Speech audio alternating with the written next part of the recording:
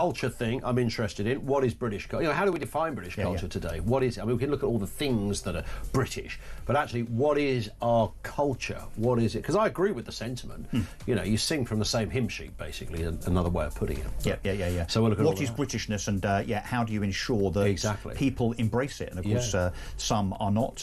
What else are you talking about? Anything else? Is it? Yeah, we got tech coming up as well as loads of always tech. It's funny, isn't it? Tech features, which I've done for years, used to just be sort of geeky features about a new gadget that had come out. Now, of course, I'm being told something more. Ian Collins, you just have to wait for him. This is Russell Quirk. I'll be back soon, I hope.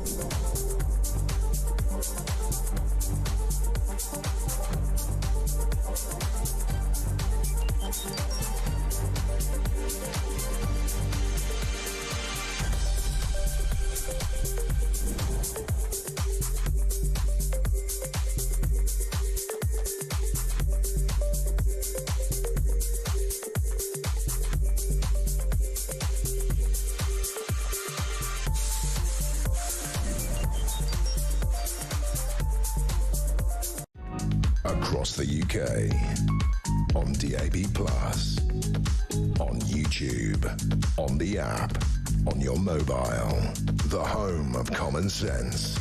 This is Talk.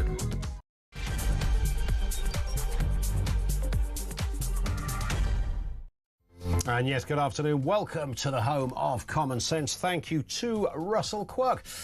Coming up on the programme today, 3 minutes after 1 o'clock, by the way, migrants who refuse to embrace British culture should find somewhere else to live, says the Tory leader Kemi Badenoch.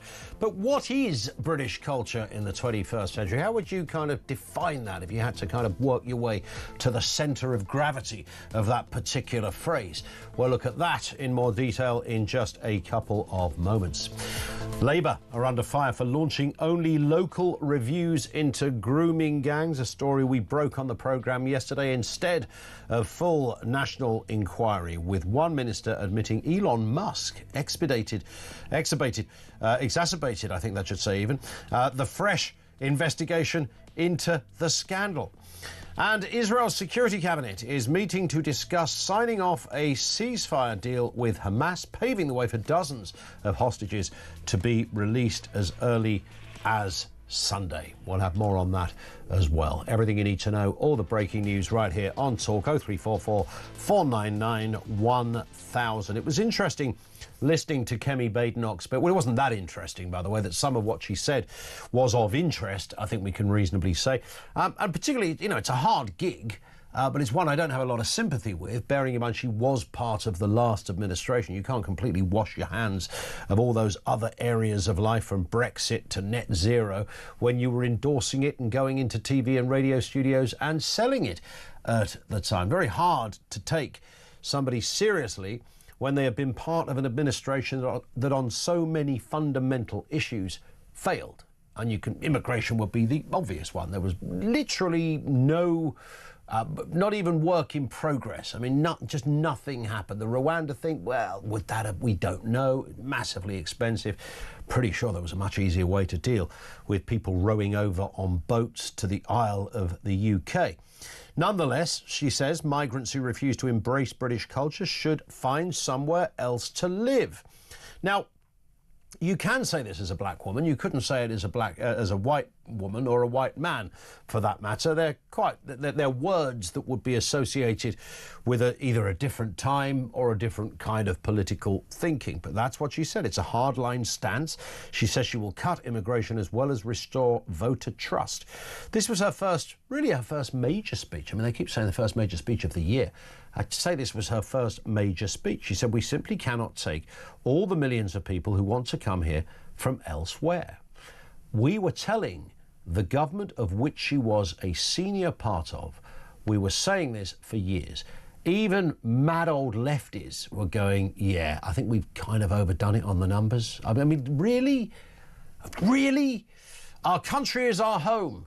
It's not a hotel, was the words she gave. If people arriving don't want to integrate into British culture, they shouldn't be there. Look, I've lost count of how many leaders or politicians I've heard say a variant of exactly that. If you don't want to integrate into British culture, you shouldn't be here. You know, we want people to sing from the same hymn sheet. You know, we're all British. We respect diversity, but we should all have a kind of common aim, common purpose, an underpinning of commonality. That seems to... So many politicians have said that over the years. She says it's not controversial to say... No, it's not controversial to say that.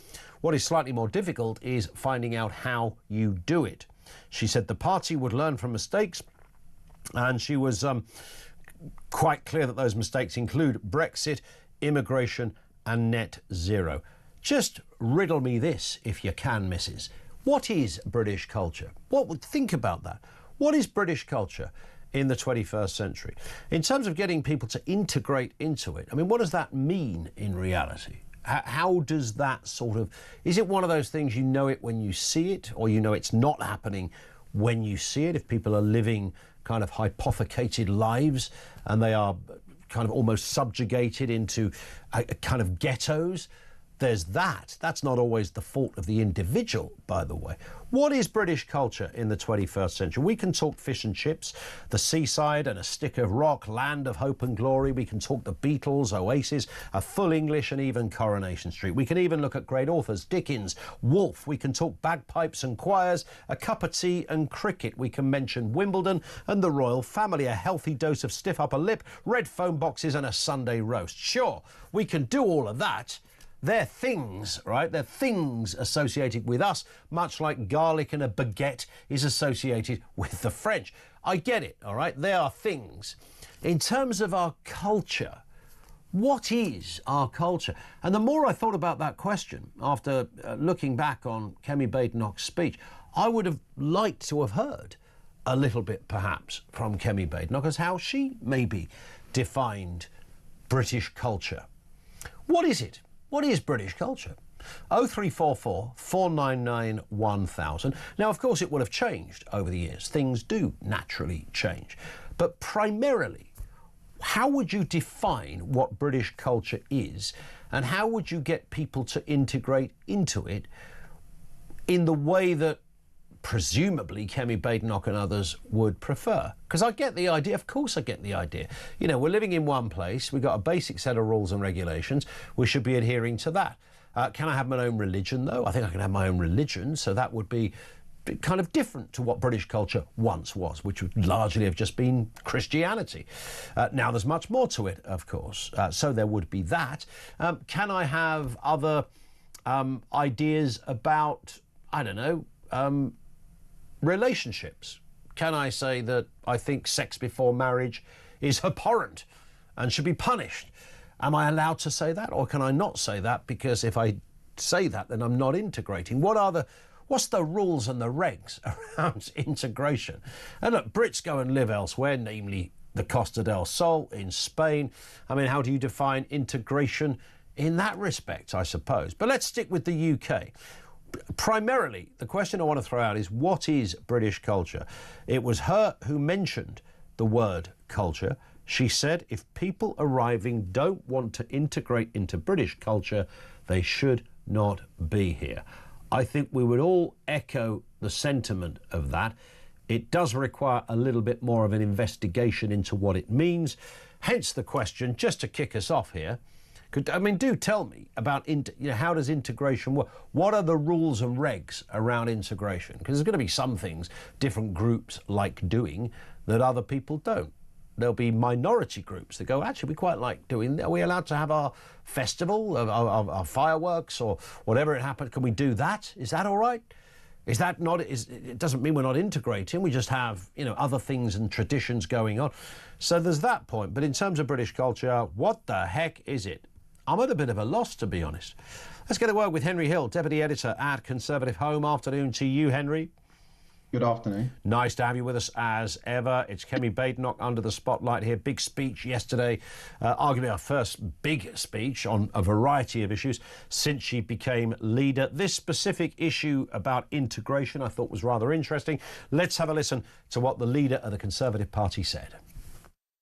And no ifs, no buts. We simply cannot take all the millions of people who want to come here from elsewhere.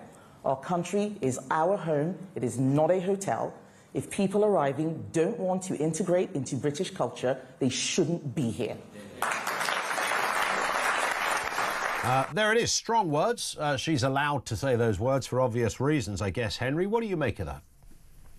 Well, there's sort of two problems with it. The first of which is, as you identified in your opening, is the sort of quite tricky question these days of what is British culture. I think I wrote a piece recently contrasting Britain and France. Now, France is often held up by people who claim that Britain is an integration triumph as the great counterexample, right? They have the riots and everything else. But if you also think about it, France, they have 5 tricolours on every town hall. They have a very serious, thick conception of what it is to be a Republican Frenchman, what the Republic stands for. And I think that when they struggle with integration, what they're doing is maybe trying harder than we are, because they have a serious conception of Frenchness with which people can fail to integrate. Whereas when you look at Britain, the best that most British politicians can come up with now is British values. And they're a nonsense. They're not bad values necessarily, but if you read them, they're basically just progressive values. And if we're honest, there's nothing on a list of British values that you would not expect of at least a progressive Frenchman or German or Kazakh or whatever, right? And the thing that is really difficult, I think, for sort of modern progressives is that an identity, it needs to not only provide common ground between everyone who is within it, but it needs to meaningfully distinguish people who are in it from people who aren't. And it's that exclusive, not xenophobic, but it's that sort of necessarily exclusive aspect of British character that we've largely got rid of. Because, you're right, you mentioned church attendance. Even if you weren't religious, that was a ritual. It lent shape to Sundays, to life. And you mentioned all of the authors. The point of a canon, which has been dismissed as dead white men, is not necessarily that they are the best authors ever in the history of the planet. It's one, that they're authors produced by your civilization, your culture, your nation, and two, that if you teach a canon to everyone, it's a point of common ground. I could quote a poet, somebody I've never met before would recognize that poet. That's the utility of it, and we've demolished that. But the other one is about people coming here and not integrating. There is an alternative, right? If in the short term politicians believe that we need to have lots of immigration for economic purposes, we could just have what many other countries have, which is a non-integration track for immigration, where you can come here, there's no automatic route to permanent residency and citizenship, you work, and then you leave, right? Brits do that overseas. You talked about the Costa del Sol. Let's not pretend for a second that Brits are integrating into Spanish culture, the Costa del Sol. And that can be fine, right? If someone is just coming here to work, there's not necessarily a need for them to assimilate. But the problem is that our current immigration system, anyone who is here can probably stay for 5 years. and then has an automatic pathway to staying forever. Yeah. That's the problem. Yeah. I remember talking to, there was a Bangladeshi cab driver that used to drive me. I was doing a late shift elsewhere, and he used to always pick me up each night. We used to have a lot of conversations about this, and he always said, he was a heck of a nice guy, and he always used to say, look, the thing is with our community, and he was sort of East London, which is, I think, is the biggest Bangladeshi community, certainly Tower Hamlets outside of Bangladesh, I think I'm right in saying. He said, we don't really integrate. He said, it's not, you know, it's just not there. We don't sort of, there's never been a need to. There's enough of us in one area. So it's not as if we feel like we're left out. It's just the way it is. He wasn't sort of suggesting it was good or bad. He was identifying literally how it has panned out. We don't really integrate. We do our own thing. We kind of look after ourselves. We don't bother anybody. This guy had about 3 jobs, by the way, Henry. This wasn't about a fella that was, you know, sponging off the welfare and all that kind of stuff. All of his family, I learnt a lot about him and, you know, the various areas that they work in. All of them diligent workers. All came over when they were about, well, his age came over when they were about 14. So his parents, you know, were didn't always speak the language, but the kids did, etc. And it was a difficult one for me because it's interesting because this is a group of people based on what he said, I should add, in this one area, where he was saying, we don't integrate. And I thought, well, what does that really look like in reality and does it affect me? I could say, well, that's a bit of a shame because it would be quite nice if we integrated more, but how would that look? Am I meant to throw a party in Victoria Park and say, this is just for 50% Brits and 50% Bangladeshis so we can do some integration on a Sunday afternoon? I don't know what the answer to that would be. Well, I think the thing about this is because it is important that we don't lump all communities together, and integration is a problem that affects, well, it manifests differently in different places. I think stuff like this was fine, or more fine, when the numbers were relatively small, right? Because it's not new. You used to have the very, very close-knit sort of Jewish communities in Victorian London. Chinatown is the result of a community moving somewhere, moving to one place, and then to an extent not integrating, right? That's what Chinatown is. But those were small. Right? They were small, close-knit communities that didn't really have a big impact on the warp and weft of national life. Sure. Whereas now, I think when you've got the numbers that have been coming in over the past couple of decades, it's different. Because all of a sudden, you don't have a small community, a few blocks where the shops are different and everything else. You suddenly have entire parliamentary constituencies that can be won by candidates who are basically fighting a proxy war over a conflict in the Middle East. Yeah, that's right? a good point. You have school, you have a headmaster in this country is still in hiding because he showed a class pictures of the Prophet Muhammad. Great example. And the police didn't deal with that properly. No. When those 2 boys scuffed a Quran, you had the abject sight of one of their mothers going to a Muslim community group and apologizing, and the police sitting next to her while she apologized to people to try and get them to call off death threats. Yeah. That's the challenge. That's right? a good point. That is a massive that is an integration challenge, and it does actually impact the futures of people in those communities as well. I think sometimes if you live in London, I've said this before, it's actually very easy to have a relatively rosy view of integration and immigration because, you know, most it's a very minority city and most of them are not in these kind of enclaves, and, you know, they go to the same schools and have over time generations the same opportunities as everyone else. But if you're a child in a large community of people who have not integrated, you are in some senses a prisoner of that community, right? Yeah.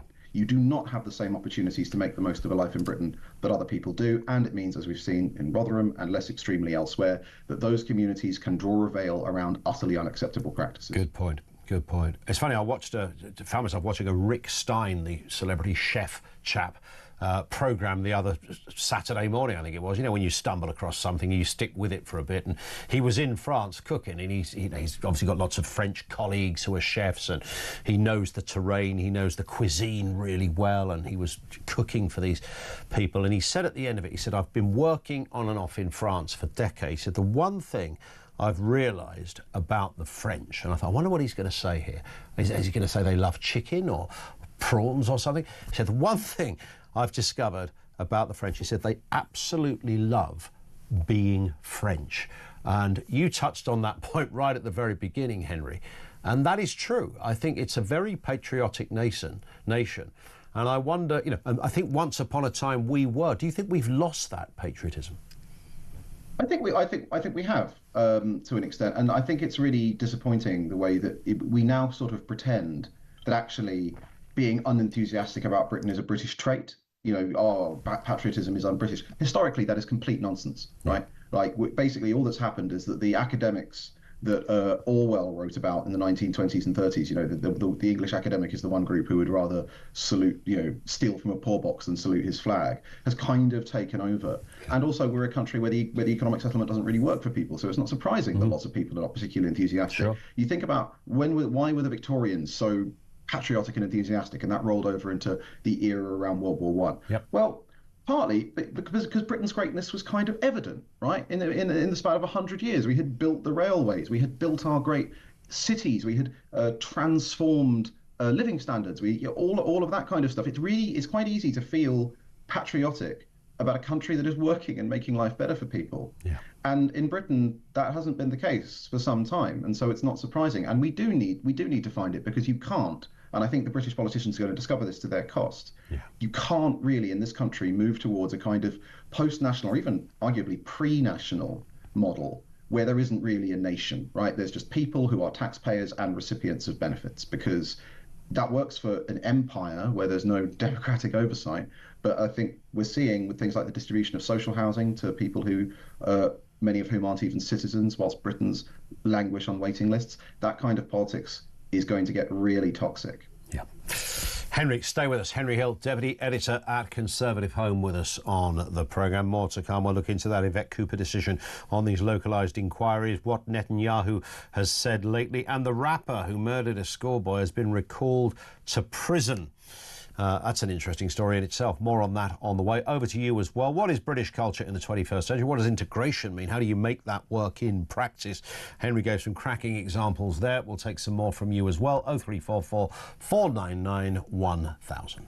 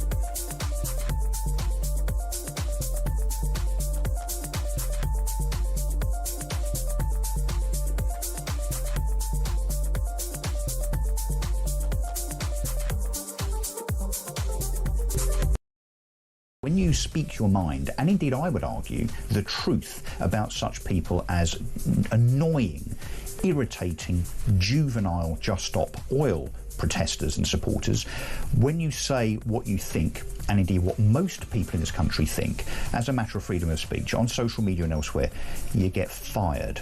And that's exactly what's happened to Ross Meredith. I don't think they have any place talking about whether climate change is important or not. That is not within the police service's remit.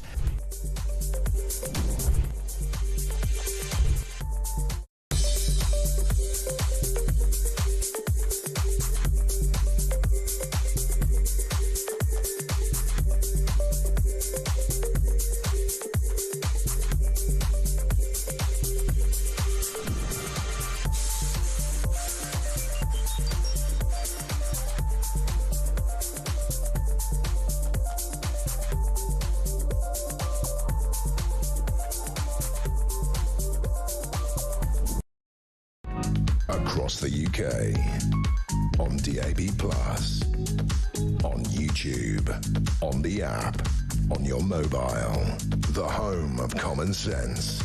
This is Talk. It is Talk. Henry Hill is with us, Deputy Editor over there at Conservative Home. Let's have a look at that story. Again, broke on the programme yesterday, the announcement that Labour are going to have a small-scale probe rather than a national inquiry into grooming gangs. This was announced by Yvette Cooper, the Home Secretary, yesterday. Let's have a listen to what she said. I have asked Baroness Louise Casey to oversee a rapid audit of the current scale and nature of gang-based exploitation across the country and to make recommendations on the further work that is needed. Effective local inquiries can delve into far more local detail and deliver more locally relevant answers and change than a lengthy nationwide inquiry can provide. So Tom Crowther, KC, chair of the Telford Inquiry, has agreed to work with the government to develop a new framework for victim-centred, locally led inquiries where they are needed, and as a first step, to work with Oldham Council and up to 4 other pilot areas.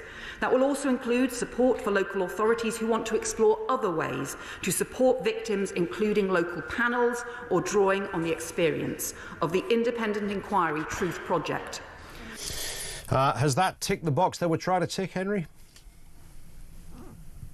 I don't think so. The government is basically backpedaling. Yeah. The deeply unfortunate thing about the initial refusal to hold a national inquiry, and I'm normally sceptical of inquiries, right? They take forever. We're very, very bad at them in this country. Normally, it's actually remarkable to see a government resisting having one, because normally calling for an inquiry is you'll break glass in case of emergency, punted off 10 years in the future response.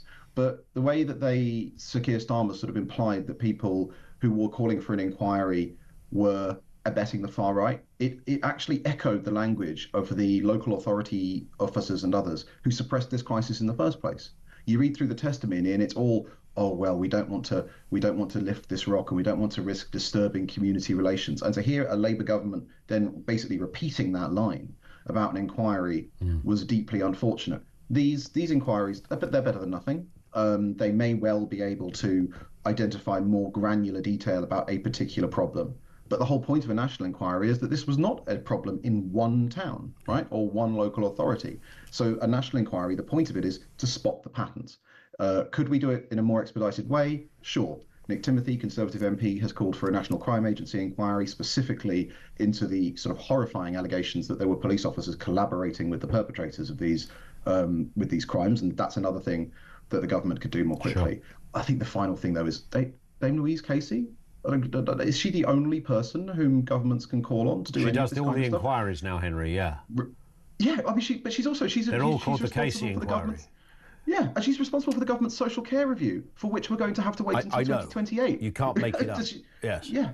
I mean, I would imagine. If she has time to do this, she could do that more quickly. Yeah, if you are charged with something, so delicate and important as this, I don't think you want someone who also is doing another inquiry, or any other job for that matter. I mean, you want their focus to be solely on this, you might have thought. I mean, I would have thought so. And even if she's like, okay, that's fine, I just won't work on social care until I've dealt with this. In which case, why was the initial deadline for social care 2028? She's clearly got time on her hands.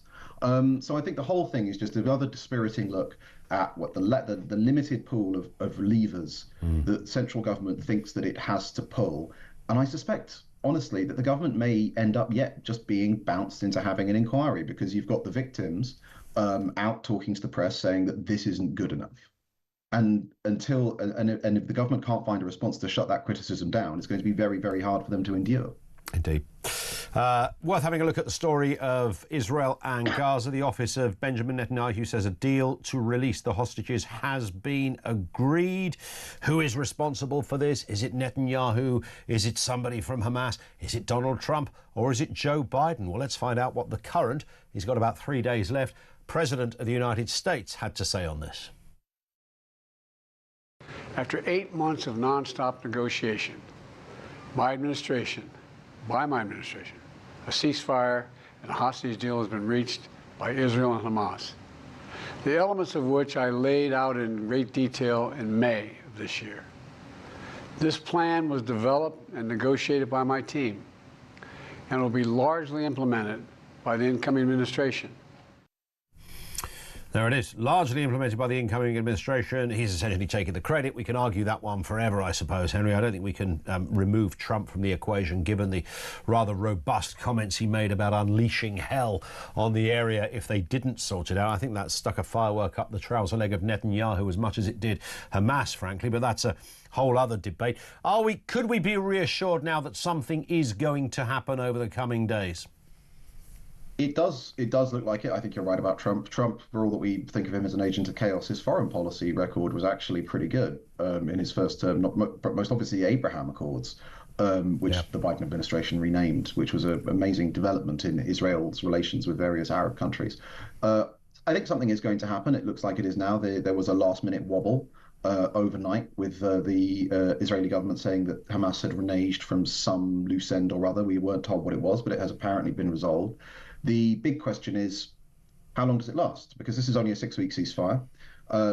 The right-wing parties in Netanyahu's coalition have said that they are not going to collapse it now, as long as the war resumes in 6 weeks' time. So it's a very rare government, no matter how much foreign pressure they're under, that will deliberately sign a treaty that causes that government to collapse, especially when you're Netanyahu and being in government is what's keeping you out of the courts. Indeed. So I think that's a real challenge.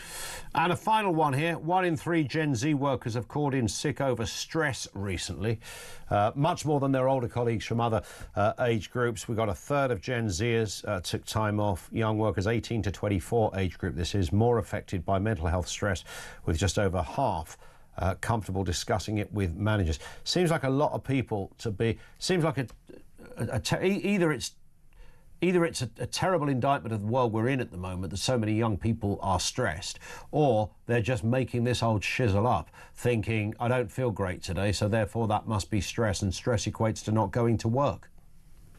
Yeah, it's always difficult because whenever you talk about these big trends, you want to be clear that you don't want to pass judgment on any individual person's circumstances. But I think it is fairly clear that in many cases what we've got is we simply have a system that incentivizes this kind of thing, right? I mean, it might be that people have always been stressed. That stress has always been a fact of life. Yeah. But I don't know if a previous generation would have thought that stress was a reason, at least a good reason, or a reason to call into work. Call off sick very often. And you can see this in other areas as well. The huge explosion in disability claimants, for example, over the last 5 years. Now, of course, don't want to cast doubt on any individual person's disability claim, but it also appears that Britain has, in the last 5 or 6 years, created more disabled people than World War II did, right? It's not as if we've got a vast demobilized army of people who've had limbs blown off, and yet there are the numbers in the growth of people citing special needs in schools, right? Last year or the year before, for the first time, 50% of a school year, an entire school intake in Wales, was classified as special educational needs. Now, is that real? I mean, I don't think the Welsh Assembly has quietly put lead back in the petrol. So whenever this happens, you simply have to think we have created a system where whatever the underlying reality, and of course there are people with serious mental health conditions, and stress is never pleasant, where people are either incentivized to claim and to identify themselves as having a condition, whereas previously they might have been having a bad day,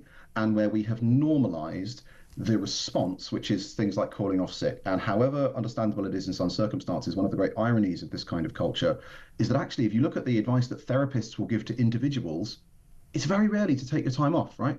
Yeah, an actual therapist will tell you to confront your problems, get out of bed.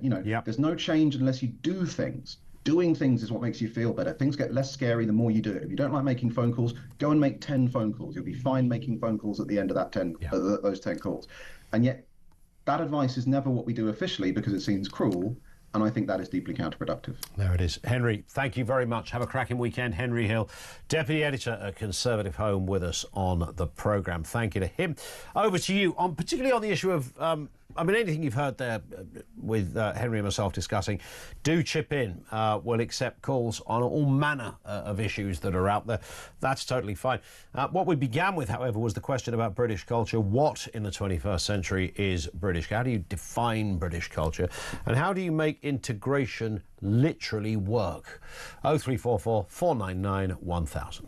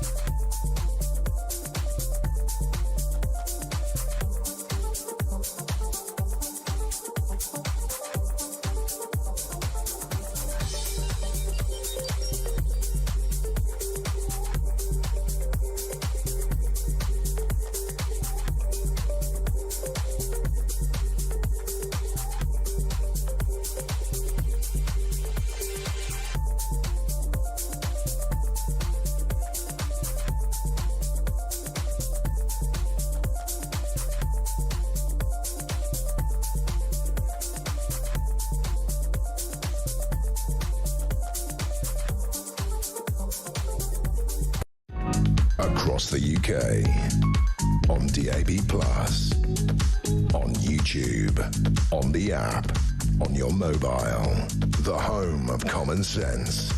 This is Talk.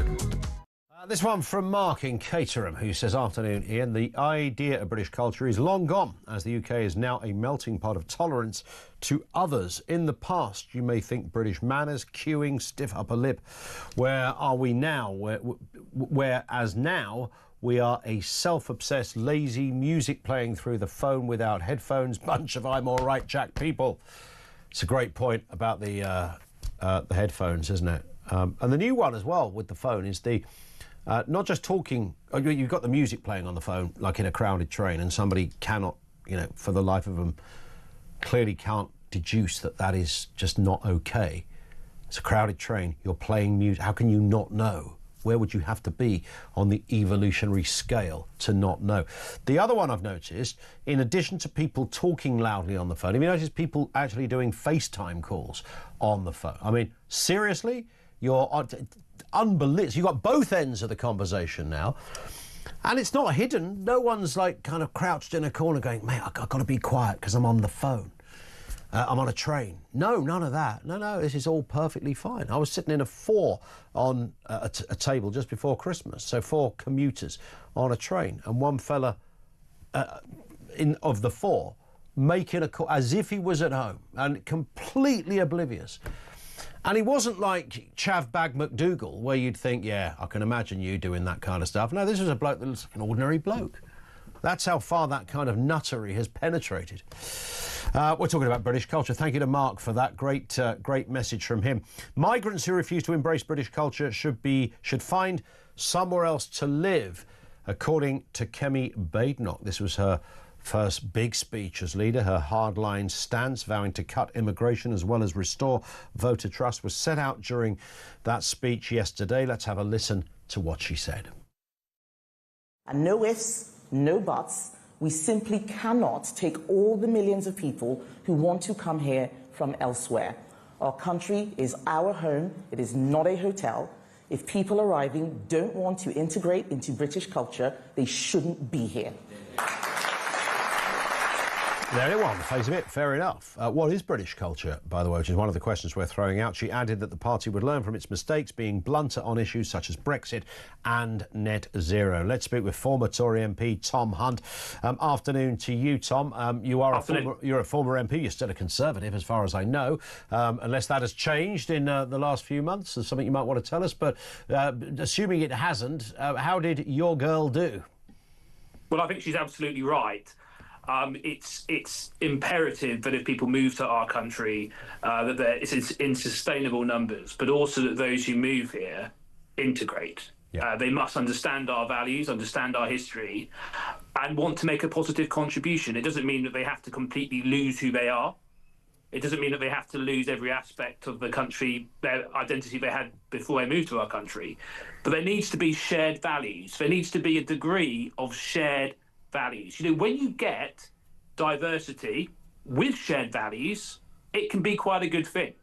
The problem is when you get multiculturalism fueled by huge numbers without shared values, then it fragments society, it undermines our national identity, and it becomes a real problem. Yeah, I wonder how hard it is, because I totally get that, and I've lived in areas that are hugely mixed. I lived in East London, where where you as a white bloke, I was a minority in that particular borough, and it wasn't that I thought was the most interesting thing, although I think it was worth noting in terms of how the demographic kind of landscape had changed.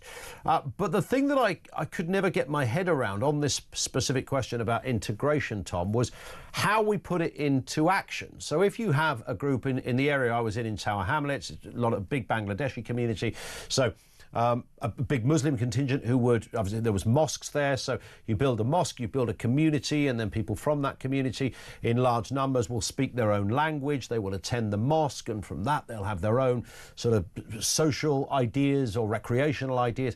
It's almost inevitable that you are going to have sort of subcultures within a culture just by definition of that setup. I don't know a way around it, and I think most of those people You know, they weren't breaking any laws. They went to work. They, you know, were diligent. They were respectful and all that business. My neighbours didn't speak English. The kids, if they wanted something, they'd speak through their kids to me. There was that. But beyond that, I don't know how you would force a different culture onto people who, just by the inevitable turn of events of having lots of people from one place in one area, you naturally adopt a kind of parallel culture.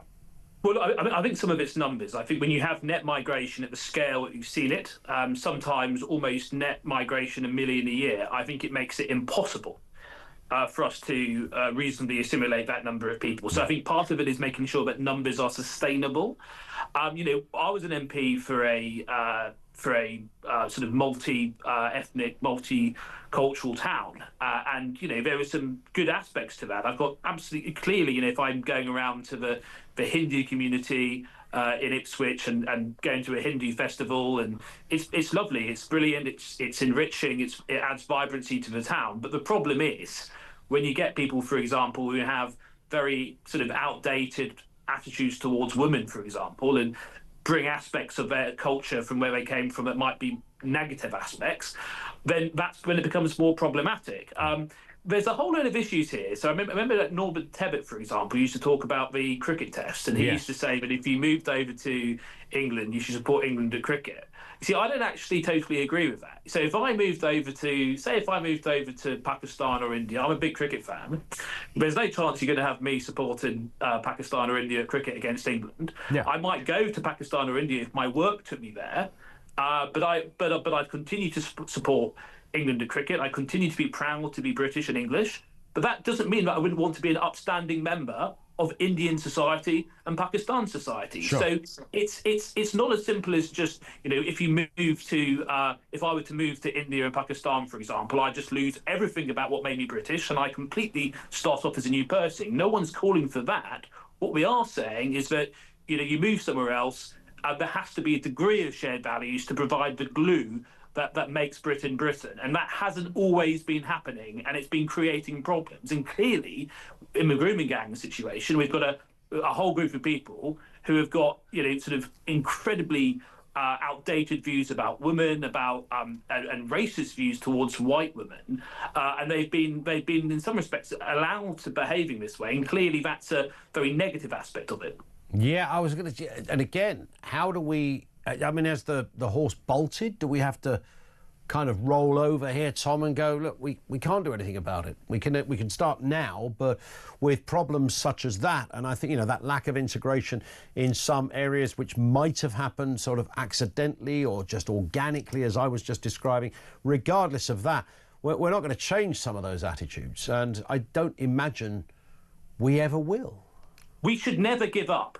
You know, despite the problems that this country faces, we are still, in my view, the greatest country in the world. We should always be ambitious for Britain. We should always think about why this is a special country. So we should never give up. It's going to be difficult to tackle some of these problems. I think, firstly, you've got to look at net migration numbers, cut those numbers significantly. With regards to people who are here, we've been far too soft. You know, if you move here, you should be obligated to integrate, right? We should make that really, really, really clear. And I think that, you know, we're in a difficult situation right now. I think we've got to demand more, ask more.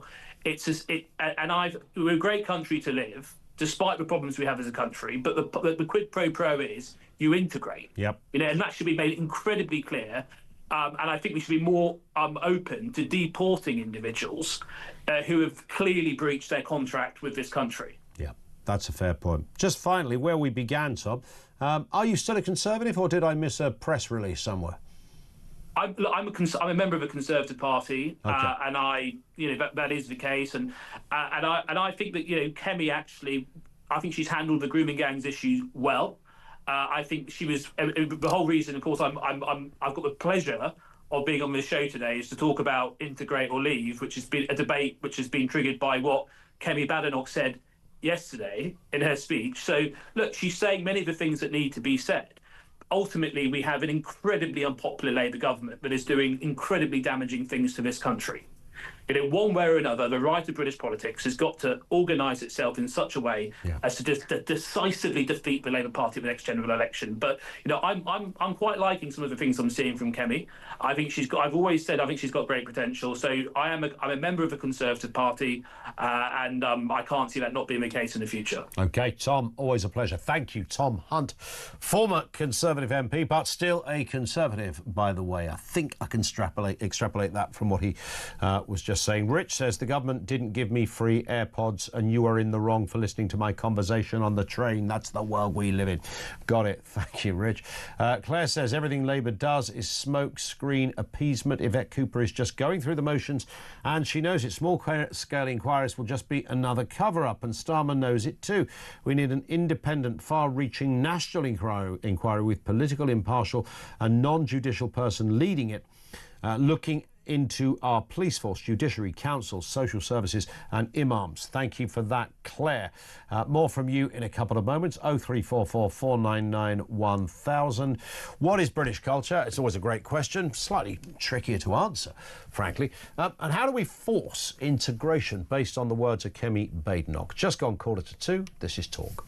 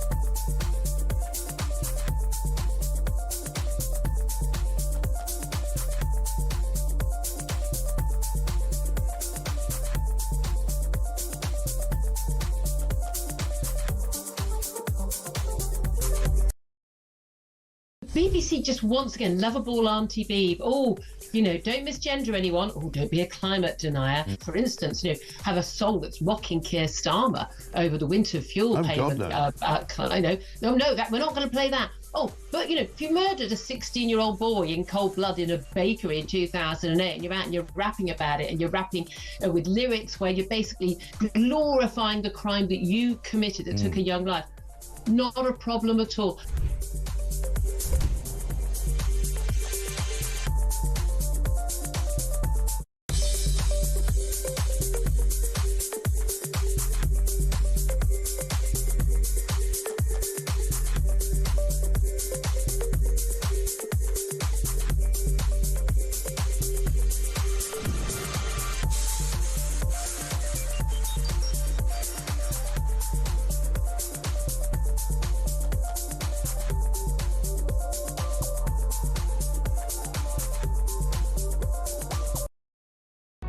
Across the UK, on DAB+, on YouTube, on the app, on your mobile, the home of common sense. This is Talk. Pauline Cornwall says, you asked what is British culture. I think one of the few places you'll still find is Cornwall. Google Mayday in Padstow or singing My Cornwall in Falmouth. I guess it may be because we have one of the lowest levels of multiculturalism down here. I mean, the Padstow is lovely, by the way. Yeah, the kind of May Day stuff, all of that. There's sort of quintessentially British, or in this case English, areas of life. There is something rather lovely about them. Nobody should be apologising for that. There's lots of areas that do still have those little enclaves and pockets. I suppose overarchingly, if you look at, across the country, what is British culture, it's kind of hard to find it in a specific sentence. You can find pockets of it. How would you kind of expand it to be something more kind of meaty or substantial? That's what it's all about. It's interesting, Henry Hill talked about Rick Stein, and I think I went to a Rick Stein restaurant in Padstow, funny. I may have got that slightly wrong, but it was certainly down in that neck of the woods. And when he talked about one thing he found for years of working in France as a chef and writing and all the rest of it, the one thing he's learned about the French is they love being French. But it doesn't come at the expense of some kind of, there's not a sort of a right-wingism attached to it. Not that there's anything wrong with being right-wing, but you take my point. It's not a sort of jingoism. It's not a sort of tattooed forehead and going to see some dicey football club in southern Paris. It's not that. It's just a general innate sense of being French that is loved. And I can see that as a sort of solidity about it. Let's go to your calls. This is Kirsten, who's over in West London. Kirsten, what have you got for us? Hello. Hi, how are you? Hi, good as gold, thank you. What are your thoughts? I'm Honduran. We've spoken before. Mm-hmm. And I don't understand. Like, I'm Hispanic. Yeah. And I do not get why, and loads of my own community people are like that. They would come here and they would want to have a small Venezuela in here, a small Colombia, a small Mexico, a small Honduras. Instead of embracing what you have. It doesn't mean that I have forgotten my culture, that I don't eat my food in my own home, or that I have people over. It's just embracing things. Is it not inevitable though? If you turn up somewhere and you're on your Todd and you kind of look around and go, oh right, there's I saw a poster in the library saying, look, there's a certain Honduran club or whatever meets on once every Tuesday. Something like that. Or you just, you bump into somebody in the supermarket and they're from the same background, maybe even the same town. How weird is that? And you go, all right, so we should go for a drink. And then you inevitably end up forming a community. Sure, but that's when one's values come in hand. I would go to the pub gladly with my husband and his family. They're British. Mm-hmm. I have tried so many things that to me were new. Yeah. So why not try them? I mean, if say you go to the Middle East, if I go to the Middle East, I have to do whatever they tell me, right? Otherwise, I'll end up in jail. Yeah. And that is if I get lucky. But if I go there, I will eat the food that they give me. Sure.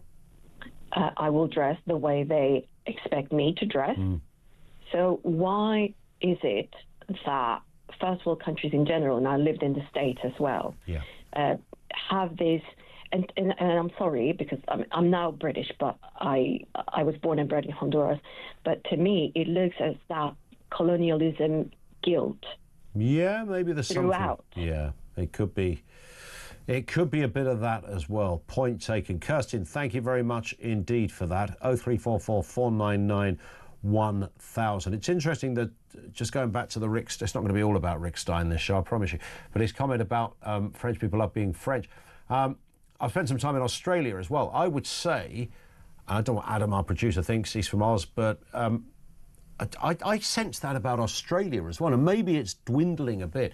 I've always felt in Oz that one of the reasons I liked it is Australians liked being Australian. There was that sort of sense of I don't know what it was. I was slightly envious of it. I thought this is like a really firm, a country that has a proper sort of identity and a sense of itself. And I know there's immigration issues down under as well. So it's not like it's immune from all of that completely. And I'm sure there's some old Aussies out there that will say, it's not like it was back in the day, mate. You should have lived here in the 50s. I'm sure there's that happens everywhere. But I felt Australians felt good about being Australian. Something I can't imagine a Kiwi thing. I mean, imagine being a New Zealander, for God's sake. Imagine waking up in the morning going, am I still a Kiwi? I'm still a Kiwi, yeah. You can't do anything about it, can you? There's no operation available. There's nothing, not even on the NHS, which do everything now. Nothing at all can remove that little genetic part of your system and make you non-Kiwi. So I have full sympathy with you guys, by the way.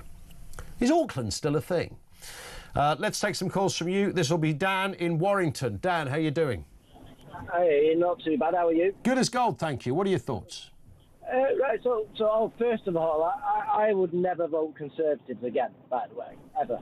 They lied to us for 15 years, and Kimmy's trying to sort of bring us round by saying, we're going to do this and we're going to do that. Well, that's what you said for 15 years, yeah, and there was no change. But, I kind of echo, in a way, your last caller. On an individual level, if you migrate somewhere, then you probably are going to integrate. But when I joined the army in 2000, and I was based in Germany, within my unit we might have a Ghanaian guy or a Fijian, and then it was fine. You got your best mates in the unit and things like that. You'd be out on exercise together. Mm-hmm. But however, when it was downtime, and you went to the cookhouse, the Fijians would all be sat on a table together. The Brits would be all sat on a table together. Yeah.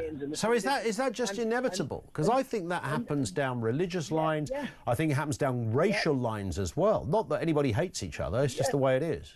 No. And you can't change that. You can't force a change because that's natural. When Brits go abroad on holiday, quite often they look for somewhere where they can get an English breakfast. Don't they? Yeah, well, I lived in Spain for a bit, and my local was the Rose and Crown in Torremolinos. Yeah, I'm not even kidding. And I know, yeah, and they'll be looking for somewhere where they can go and watch the Liverpool v Man United. Well, yeah. They'll be looking for the pub where. So the idea is this multiculturalism on a mass level, which is what it is. It doesn't work. So it's So it's multi-cultures, but it's not multi-immigration, right? Not multi-integration. Yeah, it's not multi-integration. No. You can only do that integration on a small level. And nobody complains that the culture in Japan, for argument's sake, do they? Japan looks lovely and the culture looks absolutely fantastic. Well, their culture is pretty much their own. They don't have that same mass immigration. I'm sure there's probably, there is people that go and live over there, but, on a smaller level, they integrate. The way we've done it in this society, you can't escape from there being huge areas in Blackburn, for example, of a different culture where they are going to adopt their own ways. And there is, and in those cultures, it's a definitive culture. You can't say that that's going to integrate in the same way because it isn't. And it doesn't mean anybody hates each other. There are clearly people on both sides who do. But it's just an irredeemable reality. If you put 1 million people of one faith into a country, then that is going to create its own cultural zone. Is there a way around that? Thank you to Dan. Great call. 0344 499 1000. Joining us in the next section, he's not been on, I think, for a while. Harrison Ulman-Vati. He's one of the youngest councillors in the UK. He's with us next here on Talk.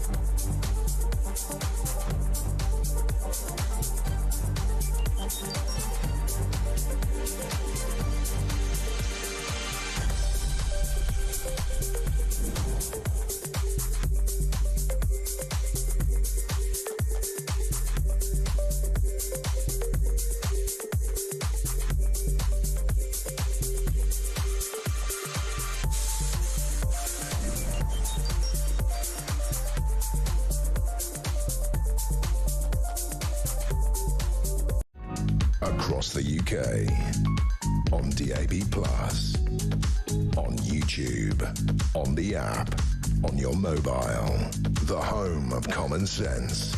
This is Talk.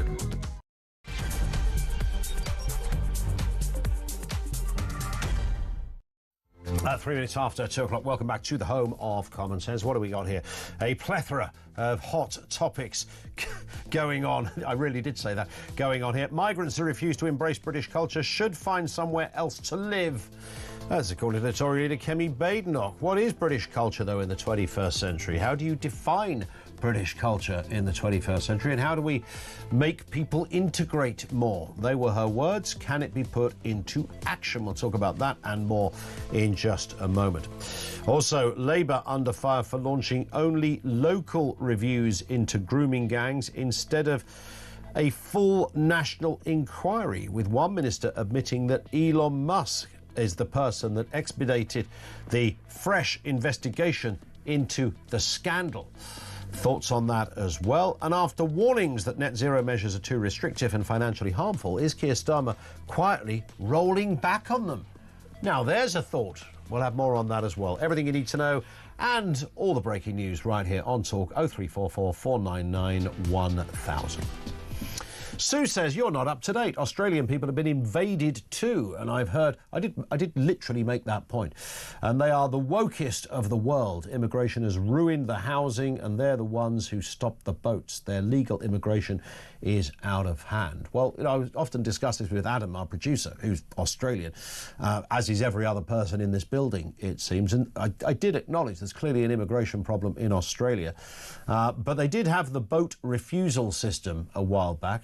Is that still up and running? The boat thing, Adam? It still takes place. I know there are some different considerations as to how it works, but the broad principle, I guess, is the same.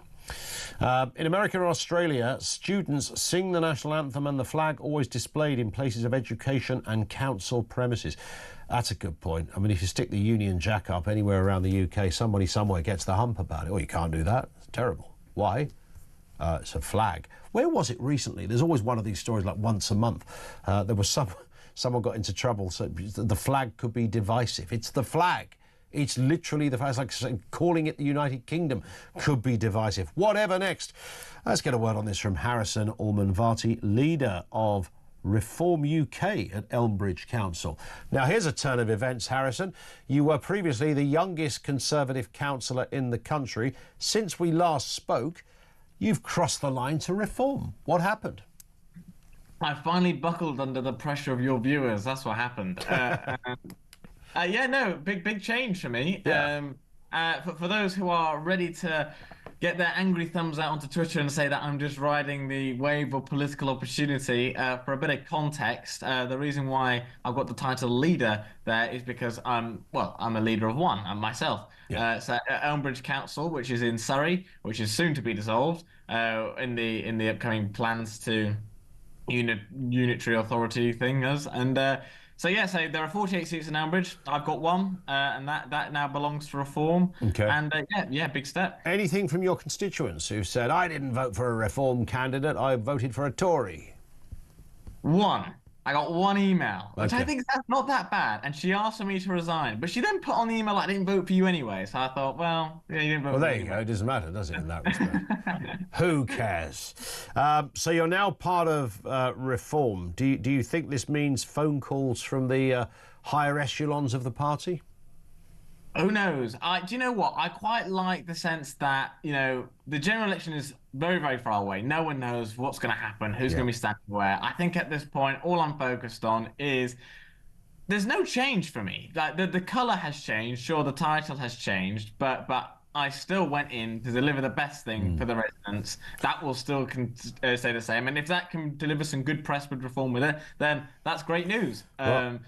Somebody who might be following you is Suella Braverman, of course, because she's refused to rule out defecting to Reform. We know that her husband certainly crossed over, but her husband is not relevant to the conversation. It's just interesting that clearly there must have been chats back home. And Braverman, our former Home Secretary, known to be a bit of a darling of the right, as they seem to say, has refused to rule it out. She says, I want a Conservative Prime Minister. I want a Conservative government. She recognises that the party failed enormously and dreadfully on legal and illegal immigration.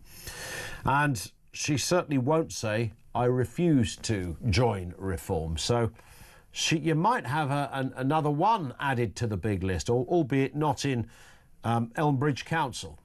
Yeah, and it's interesting. I personally, the way I see that is that we're getting closer and closer to an inflection point where you will see lots of people, not just in the Conservatives, but I think maybe even in Labour, that will think, actually, maybe this is real.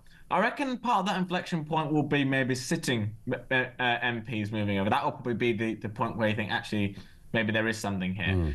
So we're not there yet, and we're definitely getting close. I mean, these polling figures are very strong, and they're not flukes anymore. They are consistently shown with every single one. So I'd be interested to see what Braverman does. I'm a big fan of her. She's one of the few actually in that party that is conservative.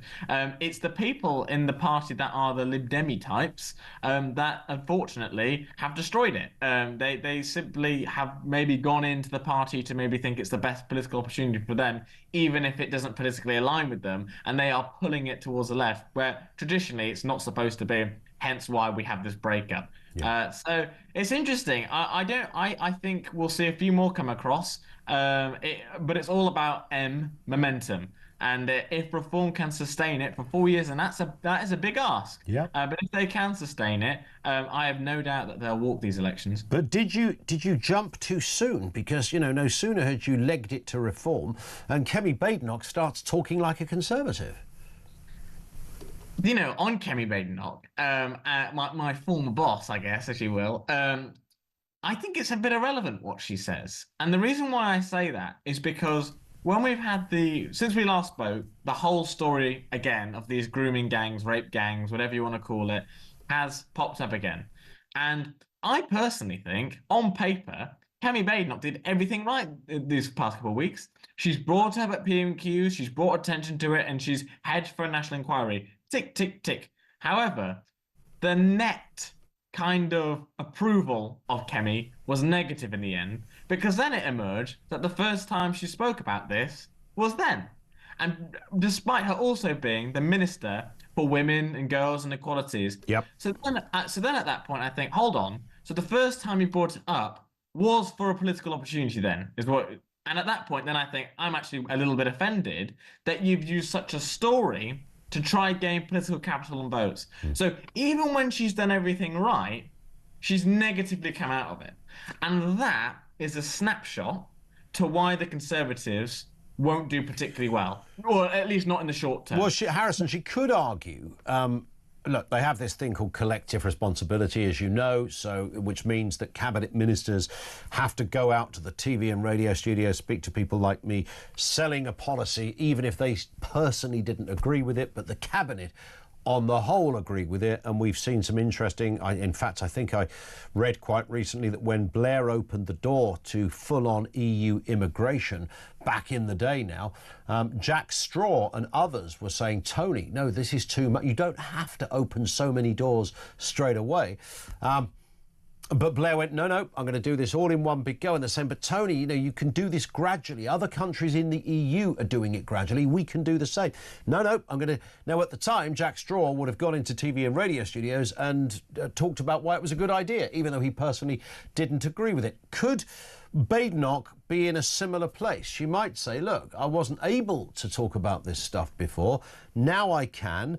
I can also say, quite reasonably, that I've taken a step back and I've looked at how awful we've been on some of these key issues, and I'm going to do something about it. Yeah, I mean, I believe John Prescott was another person also urging Tony Blair not to go all out on immigration. Yes, that's right. On that point, although that's all true, nothing would have stopped her. I don't believe for 1 second that there's anybody within the Conservative Party that would have stopped her kind of going after this as a story. That no one would have, in my opinion, or I hope not anyway, would have stopped her from going and using her platform to go and help those who have been victims of this. Yeah. And it's come out that she hasn't. So I personally think that is a very micro snapshot onto what we're going to see on a macro scale, or regardless of whatever it is, whether it's grooming gangs or another story, whatever, it will be a case of, but you didn't say anything. And you could have done. And it's a case of not only were you in government, you were in government with an 80-seat majority. You had unlimited power to do what you want, but you didn't. And that will follow them all the way. And I think the ground is certainly fertile for reform to do very well. Yeah. Don't get me wrong. It won't be easy, not at all, because of the system in place. But we saw there is no real thirst for Labour. You know, Corbyn got more votes than Keir Starmer in 2017. Turnout was low, and people walked away from the Conservative. If that sentiment stays, then the ground is fertile for reform to do well. And it's these kind of areas, you know, we're talking there a little on grooming gangs. Let's just have a look at this Labour policy now that they're going to have these kind of localised, well, they're kind of probes, really, than inquiries. They don't have the same teeth and the same metal as you would expect from a national inquiry. It's going to cost 10 million quid. This has been heavily criticised. They've also got the veteran Whitehall troubleshooter Baroness Louise Casey on the case to do this, while simultaneously she's also heading up another inquiry as well. I mean, it doesn't look as if they've really taken this fully seriously. It's almost like we're in a bit of a box here. We better do something, so let's do a local thing, and hopefully nobody will notice. Won't cut it. The polling on this is very strong. This is not political at all. This is not a left or right thing. There is very much shared consensus on a national inquiry. And the difference is that a national inquiry has gravitas. You know, it has teeth, like you said, and it just feels half-hearted of Labour to do this. Now, Labour have got a unique opportunity to get this right. You know, they can kind of pose themselves as, look, the Conservatives had those recommendations, they didn't really adopt them, or whatever it might be, however they want to spin it, and they can say, we're taking a fresh approach to this, we're doing it again. We don't have to have it as 8 years or 7 years, as they say. We don't have to do it from a point we start again. Use the existing work that's already been done and build on it. The fact that, what was it in that report, it only mentioned Rotherham once? It's like, how's that possible? And now it's come out that it could be as many as 50 towns in the country. And likely still happening today. So it's of utmost importance that it's given the highest alert possible, and it just feels like Labour aren't doing that. And the problem is, and I don't know the answer to this, but it makes people naturally think, well, do they have something to hide? Why wouldn't they back something as commonsensical as this? Why wouldn't they want to do it? Yeah. And people think, now, look, I'm not saying this at all, but people obviously been throwing around about Keir Starmer being head of the CPS. Now, I can see why people are jumping to conclusions, because they're just going from that dot to that dot and think, well, if they don't want us to know when he was head, does that mean he's got something to hide? Not saying that's the case, but if they want to squash those rumours, then I think they should... and the weirdest thing about that is that if you look into this, I mean, it's... You know, the idea that Keir Starmer had all this information on his desk one day and went, nah, nothing to see here. We all know that didn't happen, and we know that he did put things in place that did kind of assist some of it. But as you rightly say, it creates more suspicion by doing this, and it looks as if there's something to hide. And in any case, regardless of Keir Starmer's role when he was running up the CPS, joining the dots becomes really tricky if you have these little satellite probes rather than a full-on inquiry. We all know that, they know that, but that's what they've decided to do. Let's have a look at this one as well. Labour capitulates on China after signalling support for a new Chinese mega embassy in the heart of London. This is going to be at the Royal Mint Court. David Lammy and Yvette Cooper confirmed police had dropped objections. The embassy is part of a £600 million deal secured by Chancellor Rachel Reeves during her visit to China. What are we making of this? It's interesting. It just seems as if that's why she's gone to China. I feel like to sign off the planning permission. Yes, I mean, I do find planning permission and all that sort of stuff very interesting. It's something that, well, I don't do anymore on the council because I don't have that seat because it's all done proportionally and weighed. But I do find it interesting, and the building is pretty mega. So rightfully so. There's probably a lot of barriers to kind of do anything with it.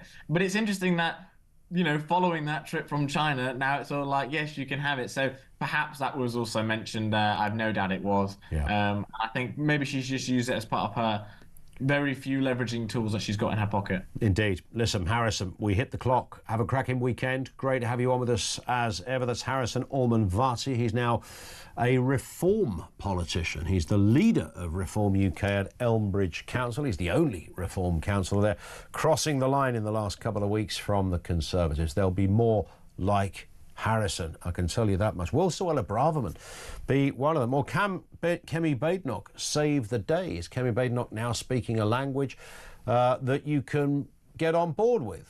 She's talked in particular this issue of migrants refusing to embrace British culture, should go and live elsewhere. A white person could never get away with saying that. I understand that point. But she said it. She says she means it. But what do we even mean by British culture? What does that term mean these days? And how do you get people to fully integrate? What's the deal? What's the process of that?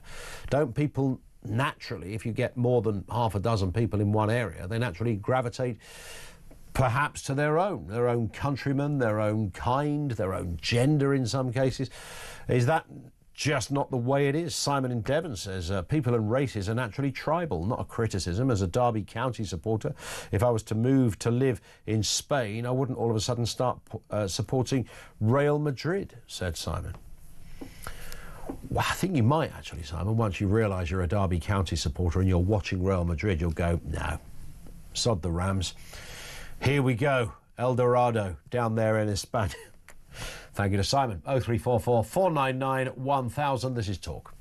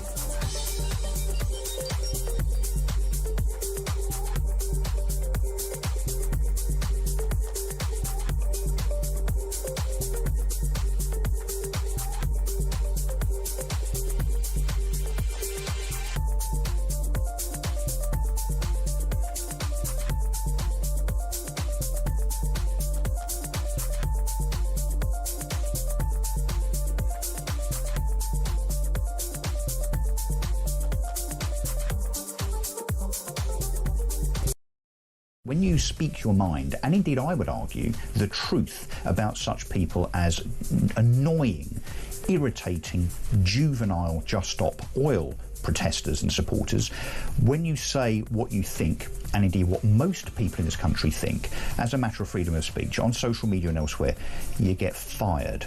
And that's exactly what's happened to Ross Meredith. I don't think they have any place talking about whether climate change is important or not. That is not within the police service's remit.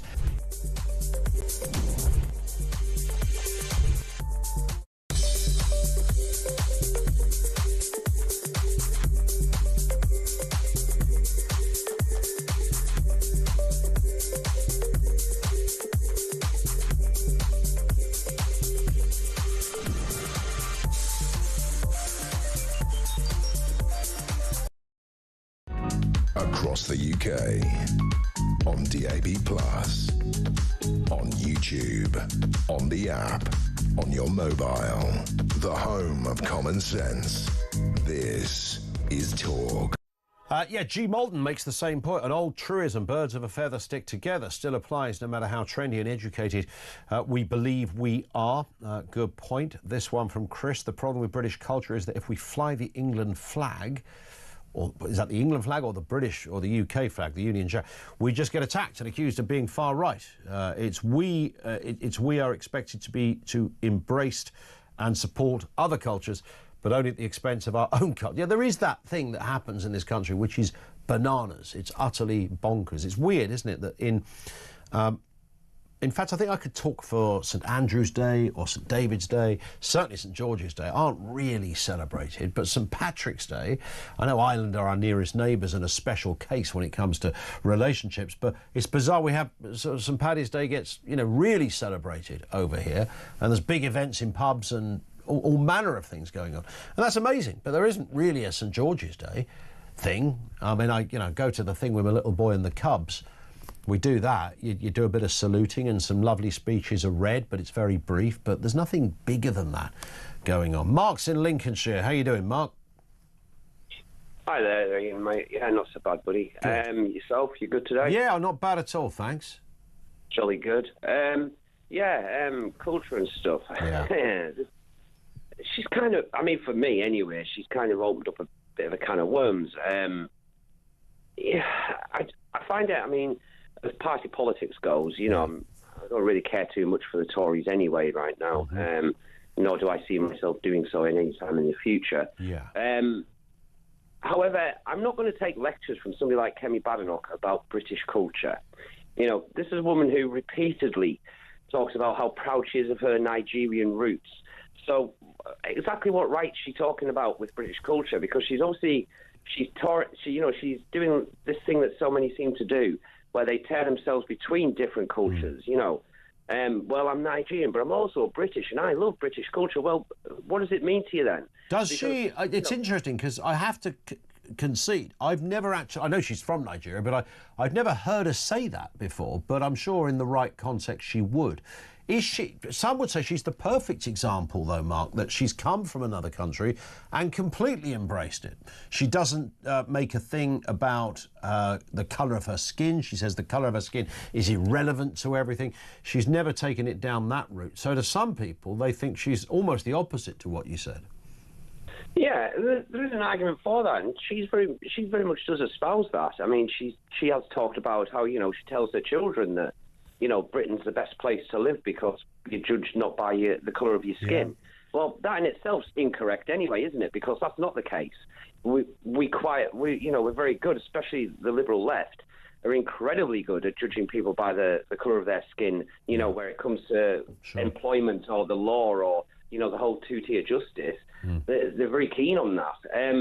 So that's incorrect right off the bloody mark. You see, British culture, it means so much to different people, doesn't it, at the end of the day? Yeah. There is nothing stopping anybody from anywhere in the world that wants to come here and integrate into society and, having what I would consider my British culture no different to myself. There's sterling examples of that. I've got to be people like Ben Habib, Raif Hadel Mankou, and people like that. Yep. That clearly have a different heritage, but have so embraced, and I suppose you could include Kemi Badenoch in. Well, I was going to say, maybe some people don't include her in that. I mean, that's not an unreasonable point if that's how she's coming across, because you said at the beginning you didn't sense she was in that group, the sort of Ben. But Ben's a great example of what you're talking about, but you don't sense that Kemi is necessarily quite as compelling in that argument. Yeah. I mean, what I'm saying with Kemi is that on the one hand, yes, she embraces British culture in the sense of the fairness and equality under law, and within as I see the British culture, it's not just that you espouse that within the law. It's also within the community. It's within each other that you're kind of there for each other without ever really being there for each other. Yeah, it's that side of things, and I'm not sure.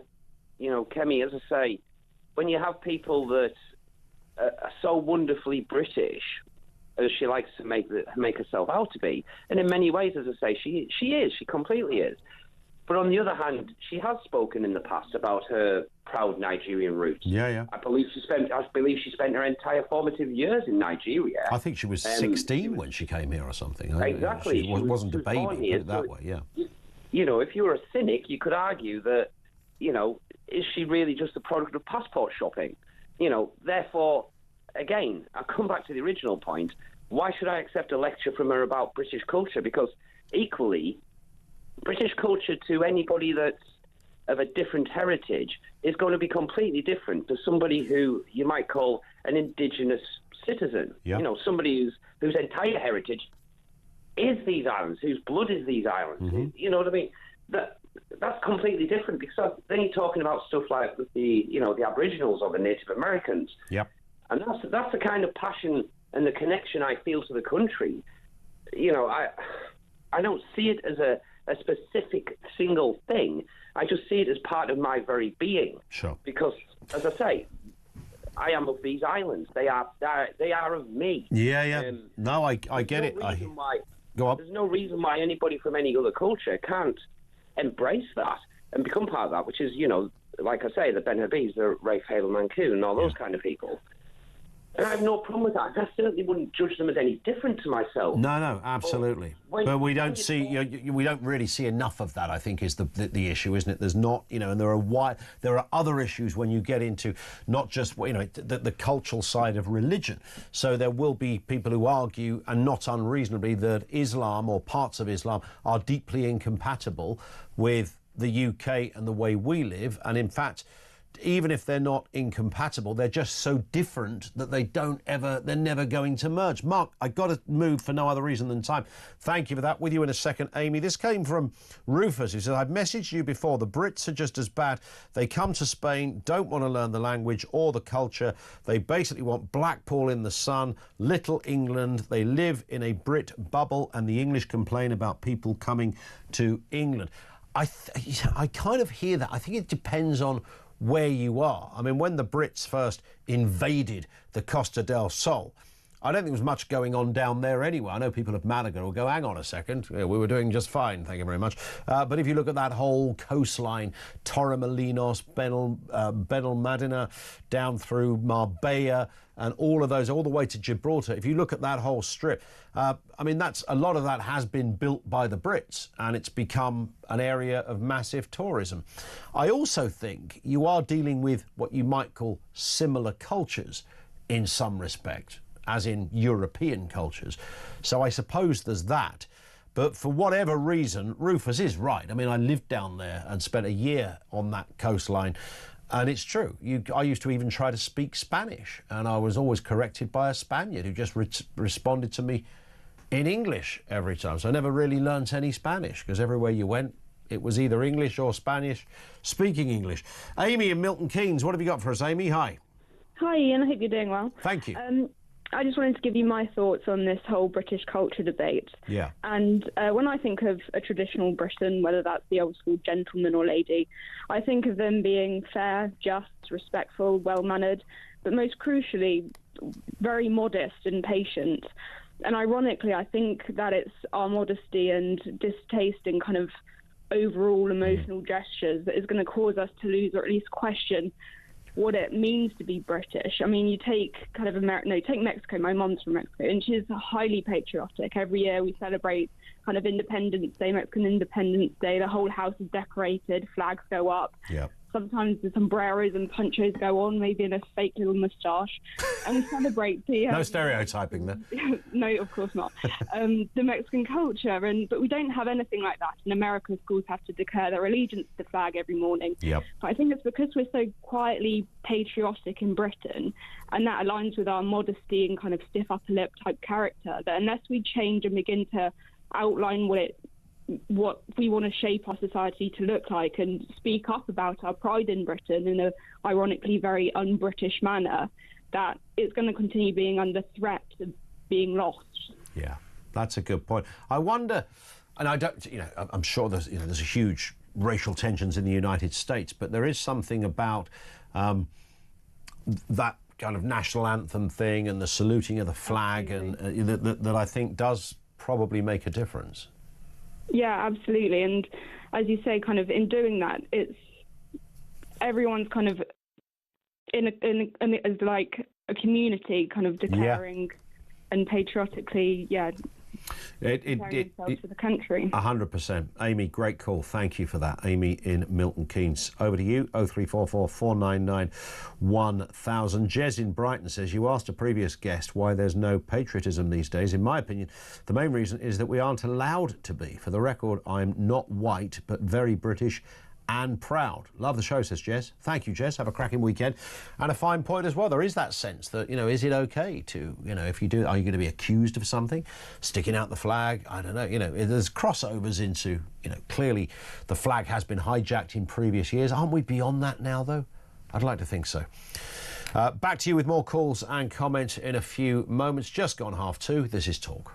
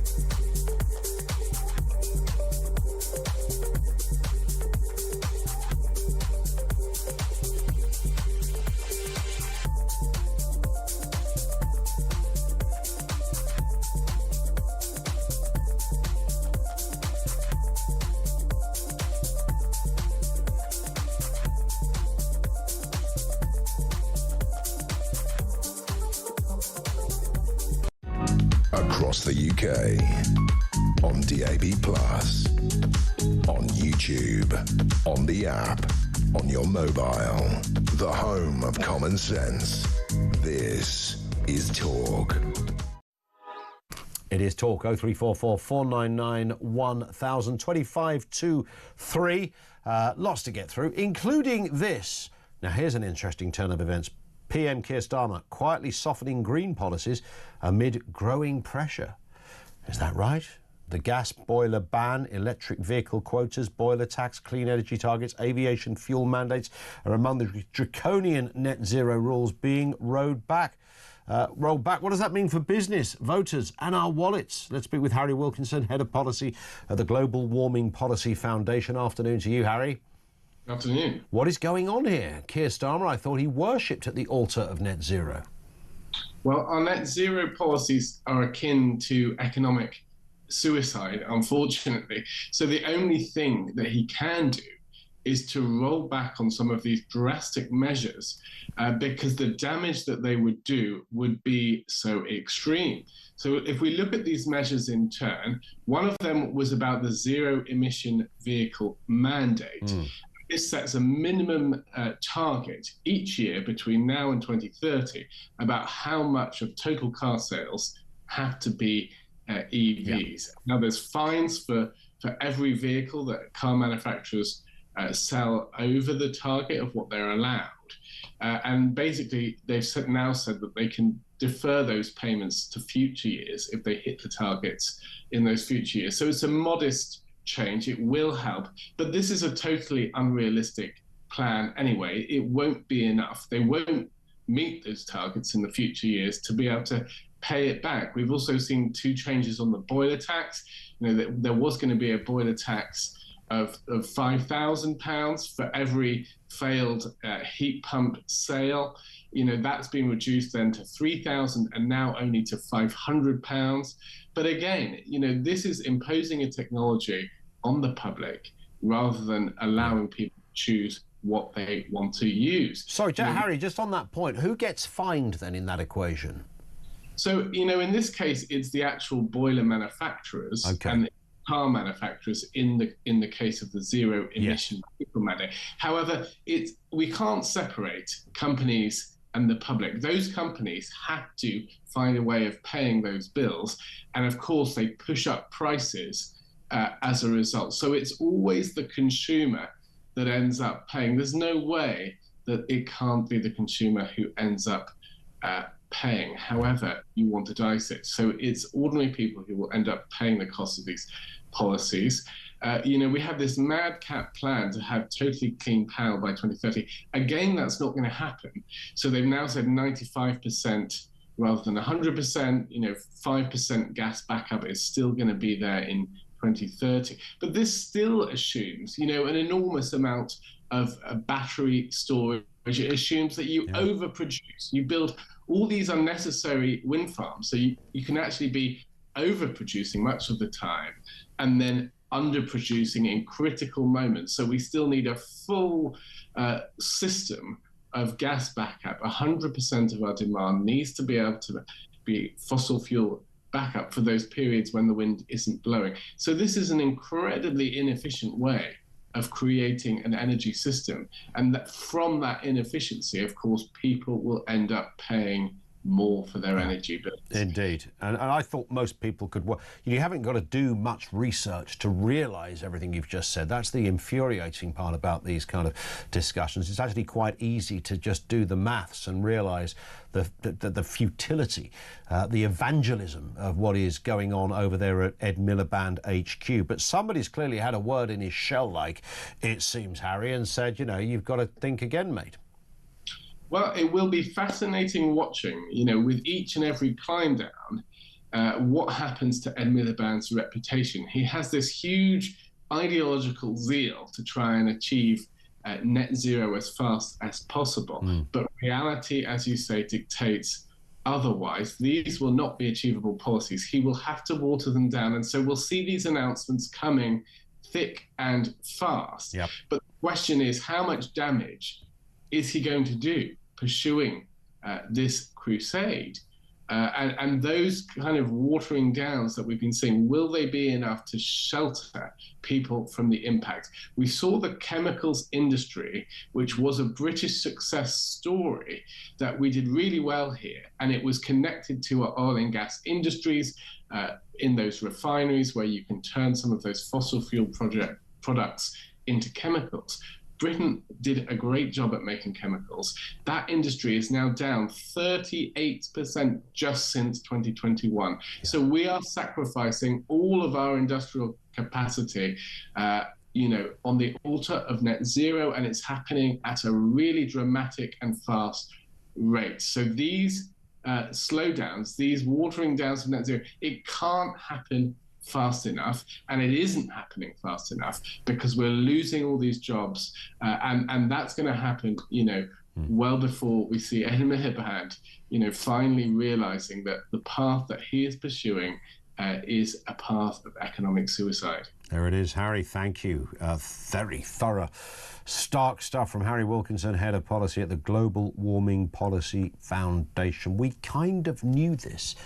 It was sort of lunacy. You know, even Dale Vince, the environmentalist, a friend of this station, appears with me and Mike Graham and Julia. He was meant to be on Mike today because, of course, he was clearly going to be the man that set Mike Graham the vegan challenge. Mike might be up for it, by the way. I did tell Dale Vince he might well be up for it. But even Dale thinks that the heat pump thing is a load of old nonsense. They can work in certain setups, but rolling it out in this respect is just absolute cobblers, and you'd never get it to most homes anyway.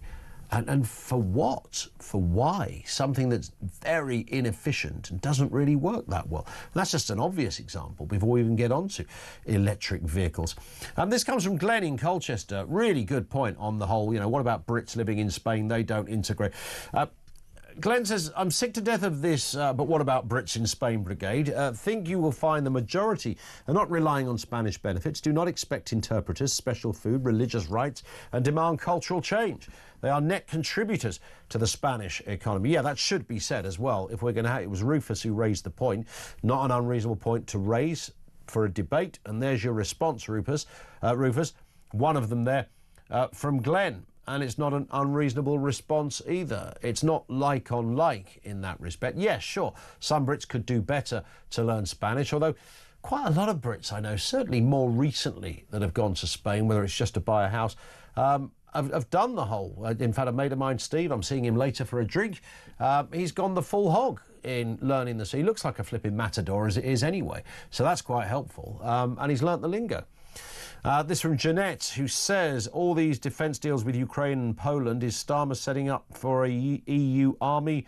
I just don't trust him at all, says Jan in Newcastle. That's referenced Starmer's visit today to Poland. That is where he is. Patrick is in South London on British values. Patrick, what have you got for us? Hi. Hi, Ian. Hi. What are your thoughts? Hi. Yeah, so I thank you for putting me in. And this is a really good point. These good questions, because I heard a lot of people here talking about the values, but unfortunately, Ian, you didn't really ask push people to give you even the list of what is our British values. Nobody have said that. What do you think they are then, Pat? I am immigrant, okay? I've been here for 22 years, okay? And I believe British values supposed to be based on being a Christian. Okay. That is the biggest values. Okay. And am I right in saying you come from Africa? Yes, I come from Africa. Whereabouts? Which country? The Congo, DR Congo. Okay. Yeah. So. And you're a Christian? Yes, I'm a Christian. So you're a Christian. You come from a Christian country, of course. Are you? So how do you feel? You're in quite a good position to comment on this. What are your thoughts? Yeah, but I think this is what I want to say, because when people, some British people, they say foreigner, they come, they don't want integrated, but it's all rubbish, because those British people, they forget the biggest values of this country with Christianity. They forget about it. I do Uber, okay? I'm a taxi driver. I do Uber. Every Sunday in the morning, most of the people I pick up, take to the church, they're foreigners. Okay, they are foreigners who are doing what Brits used to do. Exactly. Okay. You can pick and choose what is a culture you want to keep and what you don't want to keep. Okay. Yeah. Other religions, they keep very good point. We might not like that. But they are growing and they are cherished and they worship and they practice. Yeah. Exactly. No, you're right. You're right. Yeah, you're absolutely right. I mean. Why has Christianity waned then? What has happened? I mean, bearing in mind, not everybody always went to church, but more people used to. Where did that go wrong, do you sense, Patrick? I'm not really sure, because if you remember a few weeks ago, Boris Johnson mentioned it, but he was blaming the... he did, actually. Boris Johnson, he mentioned it, was blaming the Church of England, But I think it's just the families. This is where the problem starts. Yeah. The British family, they turn away from the church. It's not people come, they don't want to integrate, they don't want to do what the British... No, it's the British who they turn away from the tradition, from the culture. I hear it. Listen, it's a cracking point. I don't know whether it would address all of the issues, but it's certainly a massive, relevant factor into this. Patrick, thank you, sir. Patrick in South London. What happened to the church? What happened to Christianity? Is that the underpinning of what we're ultimately talking about? I don't know. When I look at my mum or dad, I don't think they were ever really churchgoers. We went to Sunday school as kids, but that was kind of largely like going to a club rather than a religious thing. And that finished by the time we were about 9 or something, if that. Is that responsible? Is that partly responsible for that sense, that rudderless sense of we don't know where our culture's gone? It's still there. It's in the church. Get in there and do it. Is it that? Why do Jews, by the way, or why have Jews over the years integrated in such against and in the face of the most horrendous backstory? And often people who have literally themselves escaped back then and ended up in this country. How did that particular religious group manage, and still small in numbers, very tiny, I mean, even across the world, Judaism is a small percentage in the overarching spectrum of faiths that people follow. And in this country, similarly, it's a small group of people that have managed to, but a defined group and proud group of people that have managed to somehow surmount the greatest of horrors, and not only have been able to assimilate, but enabled to do so and disproportionately succeed. I think that would be a reasonable way to put it. So why was that group able to do that? I think you could probably look at Sikhs and Hindus in a similar kind of way. Who have, despite having a different faith and different traditions that go with that faith, have been able to brilliantly find a way through. Not always easy, but have kind of done it. What's going on there? 0344 499 1000. We've got the voice of doom. It is back. Is it day 7 or day 8? I'm tempted to say, no, it's not. It's day 8. I've never had to say that about the voice of doom. Day 8 of the voice of doom. It's the political mystery voice feature. We'll do that next. Will we get a winner today? Find out in a couple of moments. It's just coming up on 10 to 3. This is Talk.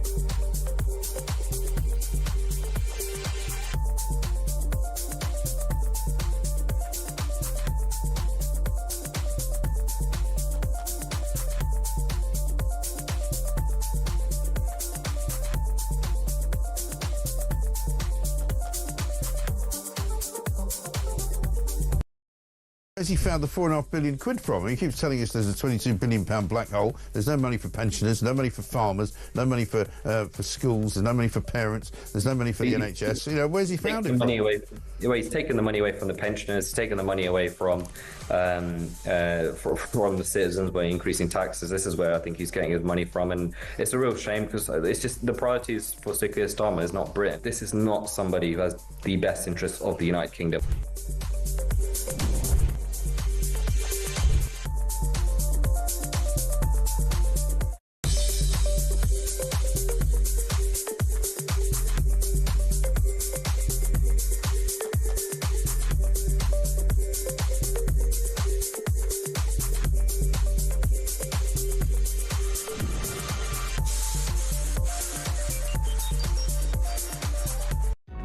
across the UK. On DAB+, on YouTube, on the app, on your mobile. The home of common sense. This is Talk. It is Talk 0344 499 1000. It is the voice of doom, OK? Day 8. This thing's been rolling over like a swine. Nobody's even got close to this. And I know I say this every time we do the voice of doom, that this one's particularly hard. I don't think anyone's going to get it. We've had some real tough ones over the last couple of months. And each time we think this is just no one will identify this voice. Gerhard Schröder, for God's sake, is the one that springs to mind. Former German Chancellor. Bang, it went on day 1, I think. Day 2 or something. This is day 8 and no one has got this voice. Here's the question. Who is this? Give me hundreds of examples. Who's that? Any thoughts? Have a listen again. Give me hundreds of examples.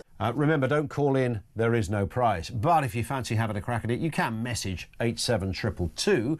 And if we get a right answer in the next 10 minutes, we'll reveal it on the other side of the news. If we don't, it rolls over to Monday and it becomes day 9. You follow the deal. One more time. Give me hundreds of examples. Yeah, I mean, it's a tough one. Any thoughts? Message now 87222. We'll reveal all in about 10 minutes' time, hopefully. Back to your calls. Jackie, who's in Woodford. How you doing, Jackie? Oh, hello. I'm fine, thank you. Good. Nice to have you with us. What are your thoughts? My thought? Yeah. Well, I've listened to your program, and one doesn't have to be of British nationality to be integrated. I believe I am absolutely fully integrated. Yep. Where are you from? I'm French, you might hear. Yeah. I've been in this country since 1967. Wow. Married an Englishman, came here. What do you want to do a crazy thing like marrying an Englishman for? Well, he was lovely. There's one or two of us around. That's very true. Yes, indeed. No, and I fully, appreciate the country. I love it. But I have remained French. Yep. I've remained French national. But I am absolutely integrated. I've never belonged to one of the thought that you have to congregate with your fellow nationals or anything like that. I have taught in this country for perhaps 40 years. I was head of department of a very large language department in London, where we had, I don't know how many nationalities. One of the things that I thought was strange is when I asked the children as part of the course, what nationality are you? A lot of the children answered Muslim. And to as a nationality? Yes. It was absolutely current. I mean, it was, yes. And I used to say, no, Muslim is a religion. What country do you come from? The children didn't make any difference between the religion and the country. Absolutely not. That's interesting. That's really, that's fascinating. But I'm not, I don't really want, I'm not really against whatever, anything, religion, Muslim or anything. In my family, we have so many different nationalities. My grandson has just married a German girl. We had Yugoslav, Moroccan, from people from Honduras, everything. Have you forgotten how to speak French, Jackie? No. I go to France very regularly. And do they think you've got a bit of an English accent now? Absolutely. I am the English person in France. So they assume you're a Brit who just speaks very good French. They congratulate me. They congratulate me on my French language, and I say thank you very much. Yeah. I love it. But I really think that this idea that you have, one of the things also about people saying, what do the English stand for? I was listening earlier. Yeah. And the idea that it's true, you should have more manifestation of your Englishness. I've always said to my husband, why don't you have an English National Day or something? But what I thought, and you might not like it, Yeah. what I thought is because you were offstandish, therefore you didn't want to lower yourself to this demonstration. Yeah. You were above it all. You were above it all. And is this thing about English understatement, where you never want to crow about your achievement or anything like that? Yeah, I think there's yes, something in it's that nice. as well, isn't there?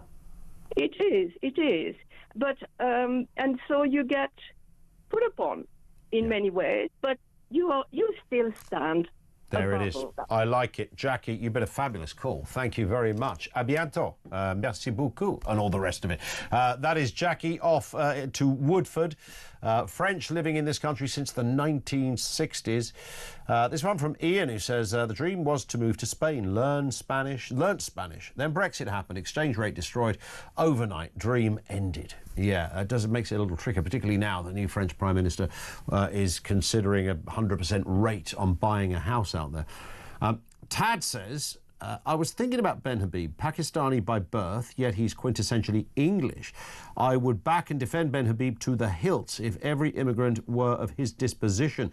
I venture there would be no issue, but there ain't, and there is. Politicians should be shouting about this disparity from the rooftops. In fact, a very good example, and I guess Jackie, who you just heard there, would be another good example. French, but very much embroiled. Sounds like a scandal. Is it a scandal to be British? Very much ingrained into Brit society and has been for over 50 years.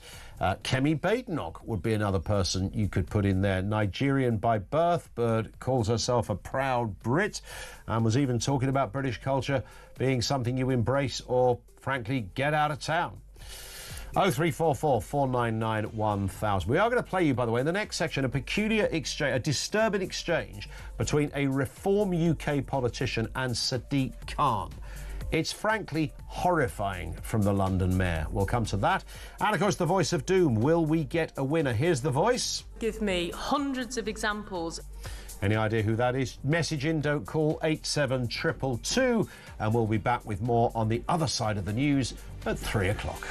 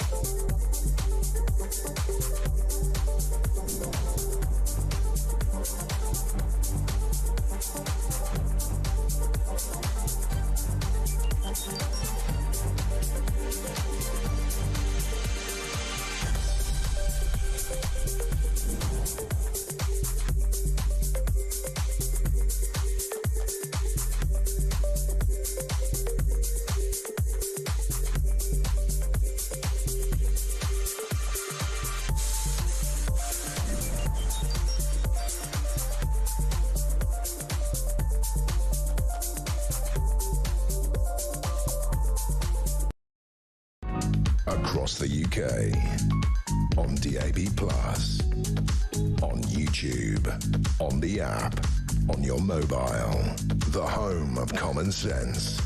This is Talk.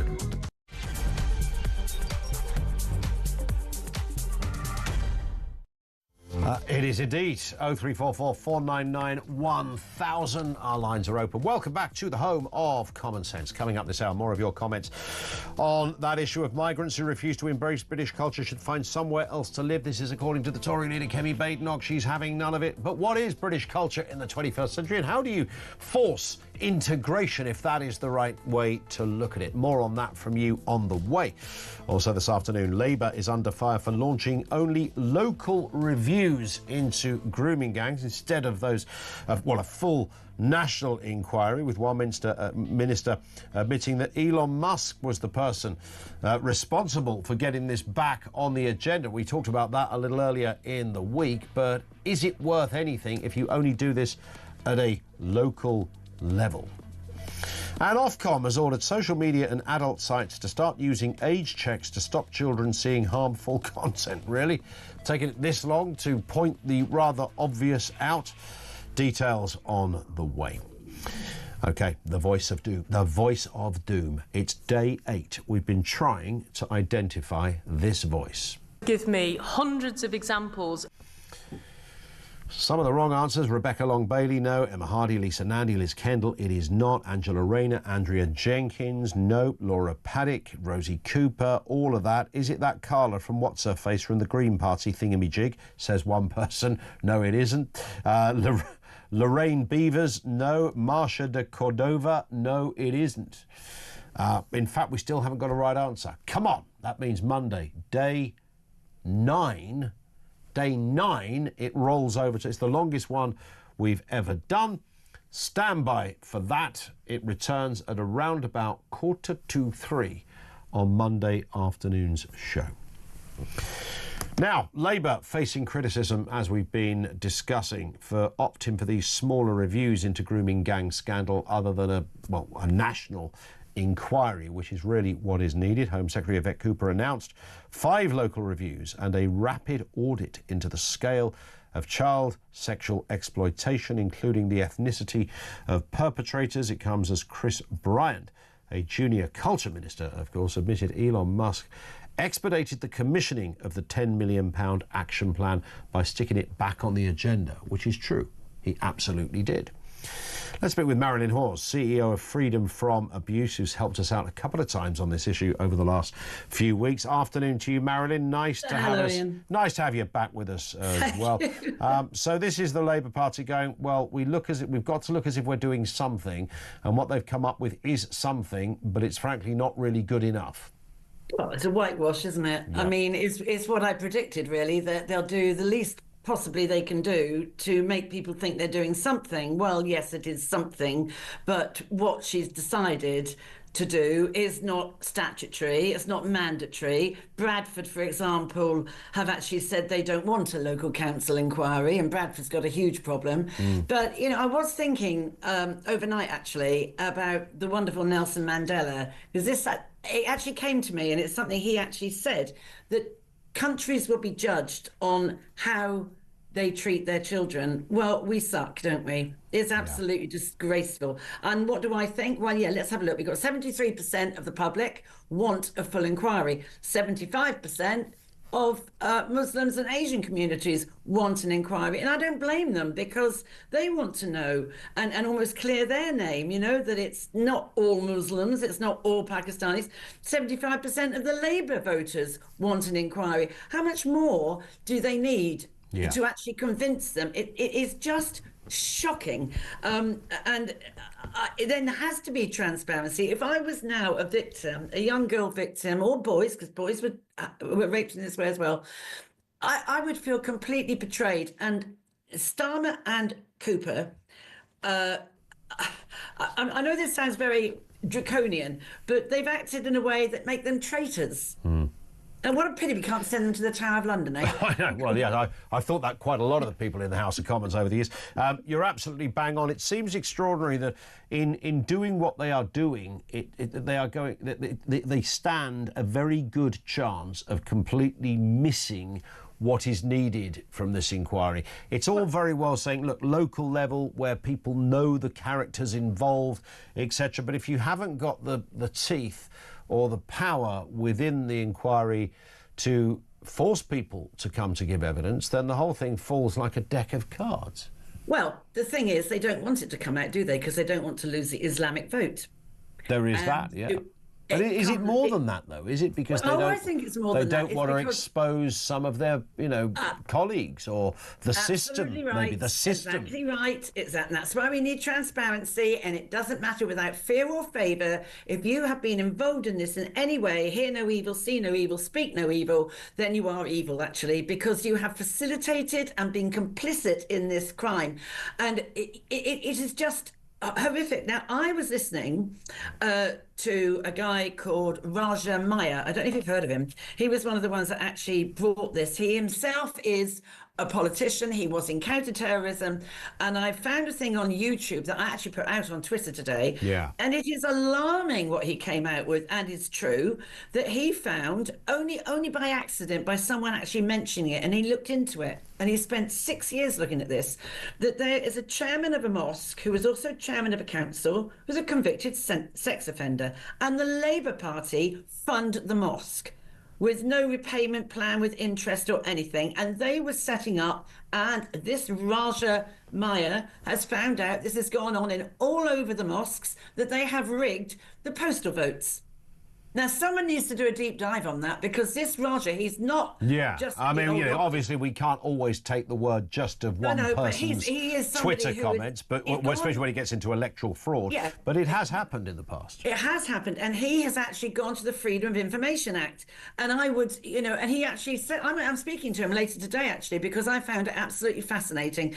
And there's no point in any of them saying, we've had an inquiry. The ICSA inquiry was a cover-up regarding this particular crime. They did brilliantly with BBC, who never get it right, do they? They did it with the church, with education, but there was like this much on the gangs. And with all the other bits of the inquiry they did, they had a total of 7,000 victims that came forward. But not with this one, not with the gangs. It was only the authorities. I would feel so utterly betrayed. I mean, who are these 5 pilot? Who are they? We don't know. Why didn't they think about that and say, right, we're going to do Oldham and we're going to do this and we're going to do that? Yep. This crime, and I say it again and I keep saying it and I shall keep on saying it. David Greenwood came out and said it again as well. He's a child abuse lawyer. That this crime is across the whole of the UK, the length and breadth and depth of it, from top to bottom and across to Cornwall, Norfolk, you name it. So you're not looking at 50 towns, you're looking at many, many more. So it doesn't make any sense to me. I mean, how is she going to roll it out after this Casey inquiry, at pace, or what's it going to be, a rapid inquiry of 3 months? She's going to find, if she does her homework right, that where do you start? You sit down the road from where I live. Yeah. Well, if you start an inquiry as well, Mary, I mean, you want an inquiry, and even if it's at a local level, you can almost see that there's going to be people saying, well, hang on a second, you haven't covered that, and you haven't covered this bit, and, you're failing to really get to the sort of centre of this. But I can only see bear traps all over the place here. Oh, me too. And if you were a young girl now, why would I... So here I am, I'm in Bradford, I was raped by 100 men, say, and now Bradford don't want to have a local council inquiry. Yeah. But even if they did, why would I trust them? Because they're the very people that let me down. They were the very people that ignored me, along with the police. Sure. Who, don't tell me. There was a thing that the National Police Crime Commissioners came out with today. What a load of tosh. This is such a lie that they don't have time to fill out the ethnicity. For goodness sake, it's a little box on a form. I have spoken to so many former detectives in the last week who have contacted me and said it's nonsense that we didn't know that you can't get the figures. There is on every single report, doesn't matter what it is, any crime, could be burglary, could be a car accident, every everything they fill out, there's a little box that says ethnicity. How long does that take? Not very long. Yeah. So why don't the police want it all to come out? Because they know they kept their officers quiet. And some of their officers, particularly in Rotherham, we know, if you only got to ask Jane Senior in Rotherham, they were part of it.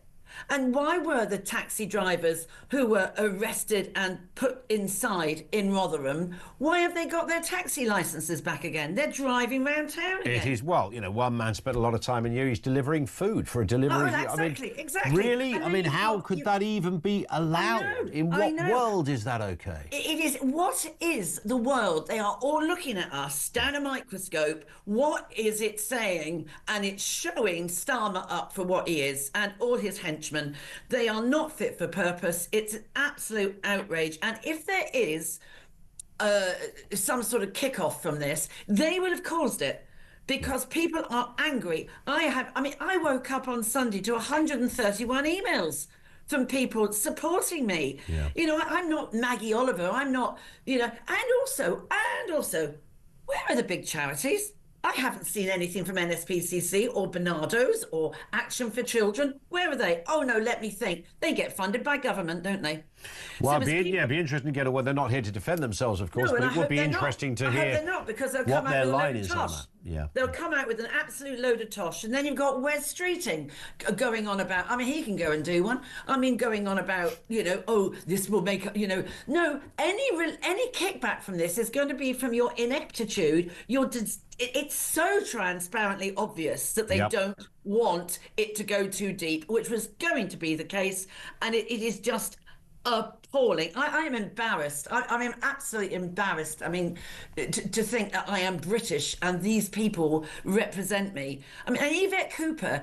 And I don't, honestly, Ian, I don't just feel this way for the British girls. I mean, I wept when Sarah Sharif was murdered by her vile father. If these were Pakistani children, Bangladeshi, Chinese, I'd feel the same. The children over the world have only got, they have one chance in life. Their human right is that they are protected by adults, yeah? They're and who are the adults? Us. And then as for Sadiq Khan, oh my goodness, what a smug... well, explain to me what grooming gangs are. Oh, you think you're clever and you've got an OBE? Well, doesn't that tell you all you need to know? Jobs for the boys? Yeah. I mean, what an idiot he is. What is going on is the flavour of the day at the moment. Listen, Marilyn... You know, Ian, I have to thank you. Please keep this on the front page. Because things are happening behind the scenes where I think Keir Starmer's going to be in for a shock. There's enough of us that are angry enough that can get together and get something sorted. And we rely... This is media at its best. I love it. I love your passion, and it underpins, I know, a sadness and therefore an absolute desire to get this sorted, Marilyn. I thank you, Marilyn Hawes. She's CEO of Freedom from Abuse. One here from Nicola in Norfolk is, I'd love to see Marilyn and Maggie Oliver get in a room with Starmer, Cooper and Phillips and force them to listen to them about what has happened and why they must have a full national inquiry, and then hear Starmer try and continue with their current disastrous action. I mean, the proof will be in the pudding, of course. We will see how it pans out, but I'm not hopeful there's anything amazing going to come from localised inquiries. The joined-upness is what is clearly intrinsic to the success of this. She just mentioned Sadiq Khan, by the way. I'm going to play you this. Reform UK I think they only have one London Assembly member, Alex Wilson, who was with us on the show this week, wasn't he? Was it this week or last week? He was with us on the programme, and he was... asking, it was Mayor's question time. So Sadiq Khan sits there and they all gather round. It's a really odd, it looks like some old Eastern European court. And Alex was there to ask him a question, and it was about tackling knife crime. Now, Alex Wilson and other Reform members across the country had come up with an idea that they thought might help, might be a good initiative.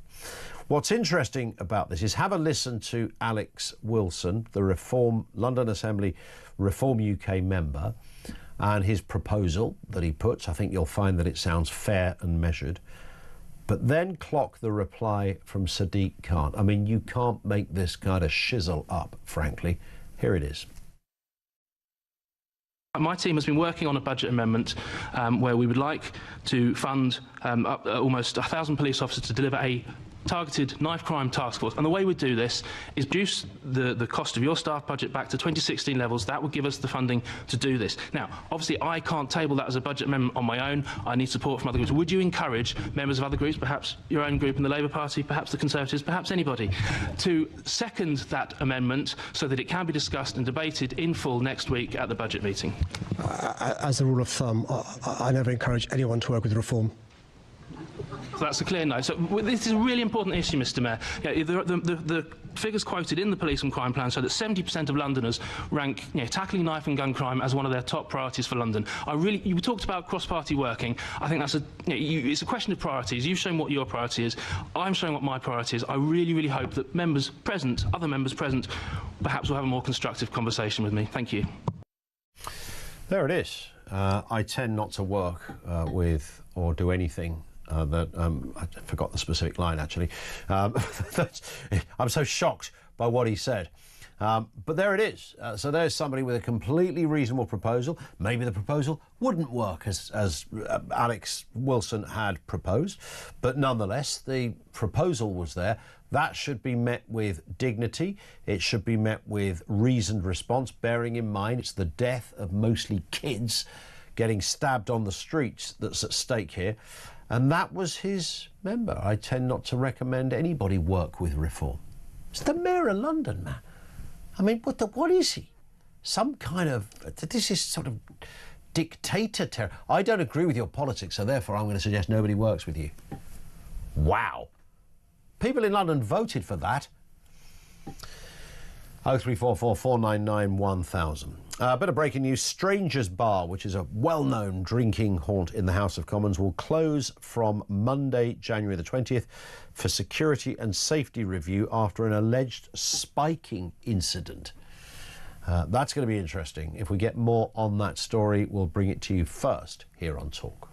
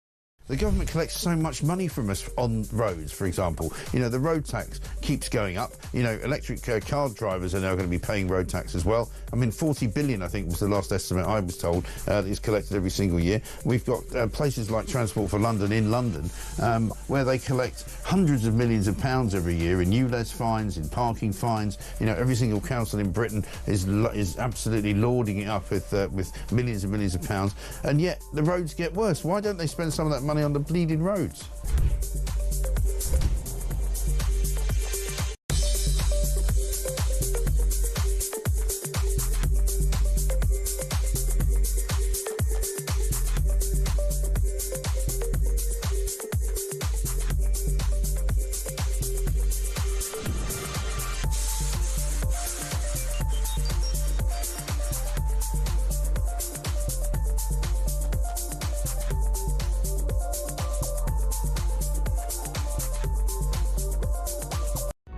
Across the UK, on DAB+, on YouTube, on the app, on your mobile, the home of common sense. This is Talk. It is Talk 0344 499 1000. Let's go. But just before we go back to your calls, actually, a little bit of breaking news as well. Joe Biden is going to leave it to Donald Trump to decide what happens with TikTok, because TikTok will officially be banned from Sunday unless it's sold by its Chinese owners. This is a Supreme Court ruling. No TikTok stateside. Do you know what I find weird about that is that they're able to do it. You know, the technology, I know what it's like. You know, you go to Singapore. I was stopping at Singapore airport for the first time, and it was a stopover on the way to Oz, and I thought, I'm going to try that Facebook thing, see if it's really banned. And it is. You can't get on it. You ever tried that, Adam? So you just can't do it. You can't get on to some of that, and other apps as well. A lot of social media stuff and beyond. So I don't know how it works. I know it's, you know, technological genius would be obviously able to explain it, but the idea you can just get for that one address and there's no way around it, bearing in mind the multiple ways you can clearly get onto different sites. You can do it via the app, you can do it on the website, and then you'll find other people putting blah, blah, blah. But anyway, there it is. TikTok will be officially banned from Sunday unless it's sold by its Chinese owners. Supreme Court ruling. Joe Biden's not going to get involved. He's leaving it up to Donald Trump, who enters the White House on Monday. You'd have the mother of all parties on Monday night, wouldn't you? They won't, by the way, because that's not how it works, but you'd feel like it. Back to your calls. Matt's in Cheshire. What's going on, Matt? Hi, afternoon, Ian. Afternoon. What is going on? That's a blue jacket now. Well done. Well spotted. Because a lot of people don't spot the blue. I fished it out the wardrobe this morning. I thought, I haven't worn that beast for ages. It's blue, and I had to get the black one out to check, which, you know, the dark navy thing, when you go, is that black or is that navy blue? I had one of those moments. I settled on the blue. I was still unsure. Now you've confirmed it, Matt. You're the first person to say it. That's black and blue in the space of a few weeks. Black and blue, yeah, there's a metaphor there, right? I actually rang about Kemi Badenoch, but can I just comment on British culture instead? Please do, yeah. Okay? I just wrote down a few things. I thought British culture, where I am, is the same as it was the day I was born, and in vast swathes of Britain. Interesting. Though it may not be in British cities. Sure.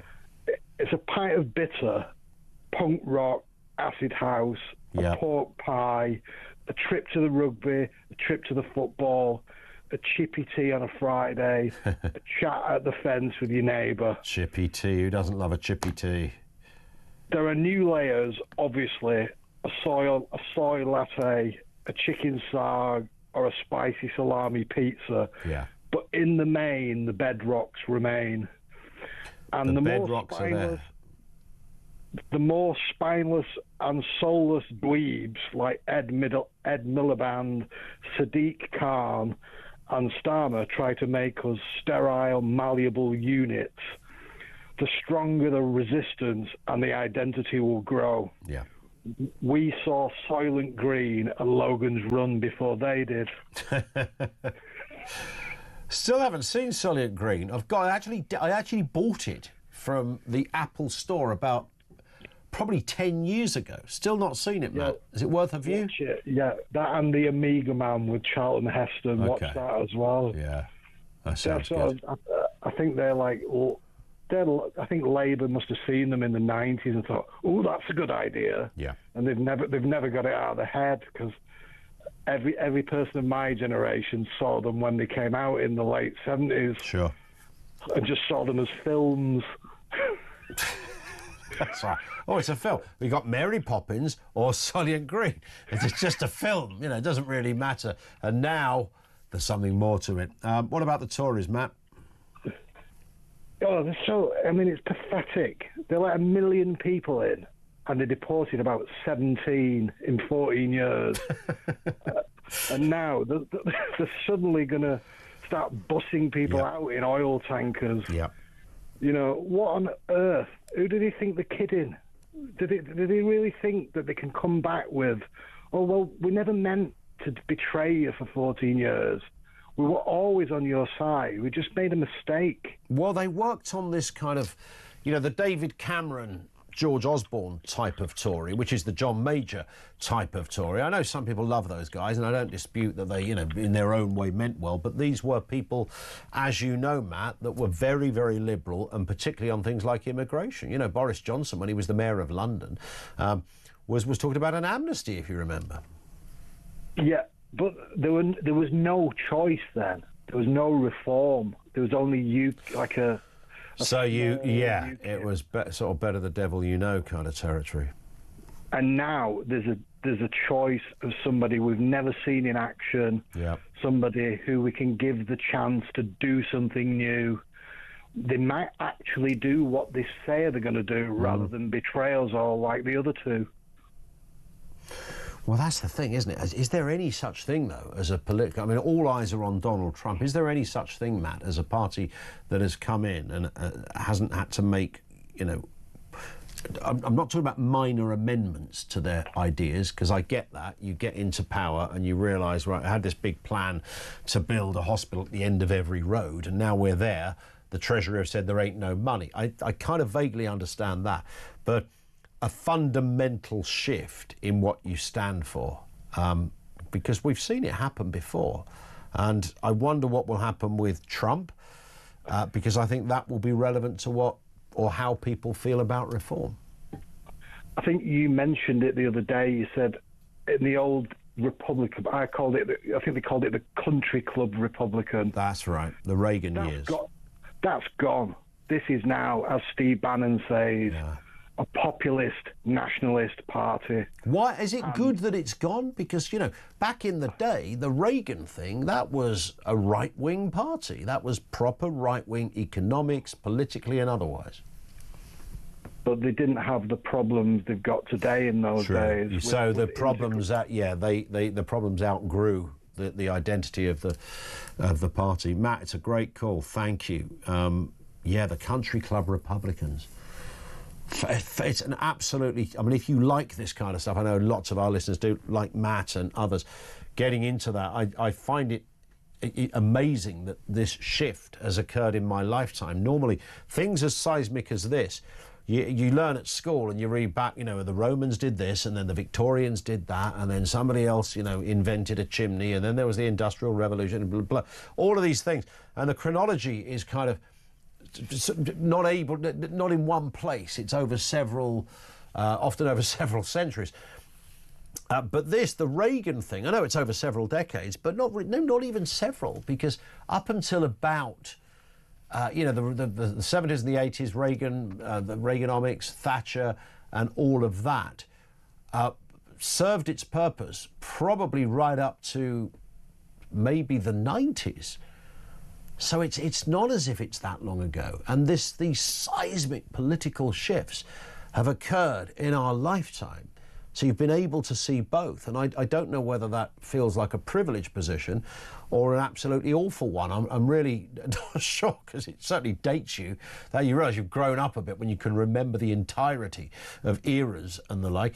But it's fascinating how Thatcherism, based on the same point that Matt made there, would probably look out of date. I mean, Thatcher did talk about immigration, but she also understood and believed at the time that the need for immigration in terms of addressing job shortages was something that just went with capitalism. It's the way it went, it's the way the cookie crumbled. That might feel slightly out of date. I've never really thought of Thatcherism feeling out of date, bearing in mind there's lots of parties who are still chomping at the bit to compare themselves to Thatcher, often even members of the Labour. I think Rachel Reeves did that only this week, invoking Thatcherism again. So interesting times, but over in the States, yeah, it's gone. You know, and Reagan was the right-wing candidate. Nobody looked at Reagan and thought he's a daft old liberal, but his brand of politics disappeared along with good old Granny's apple pie. We're going to talk tech in a couple of moments. Oh, by the way, this from Claire, who says, Kemi is an establishment politician. I'm afraid her view is not doing away with the ECHR or, God forbid, ignoring it. Tells me that she is a left-leaning leader who doesn't want to rattle the Labour boat. British culture is easily defined by being allowed to be us, to have freedom of speech, not pussyfoot around different cultures. Seems that our look of Britain now is being done down, being embarrassed of our history, afraid of flying our flag for fear of being thought of as racist, going down the local for a pint and a chat, which is being stifled by a lack of our freedoms. The Brits are a very tolerant people, but things are changing if we're not allowed to thrive and be heard. We're going to talk tech with Will Guyatt in just a couple of moments right here on Talk.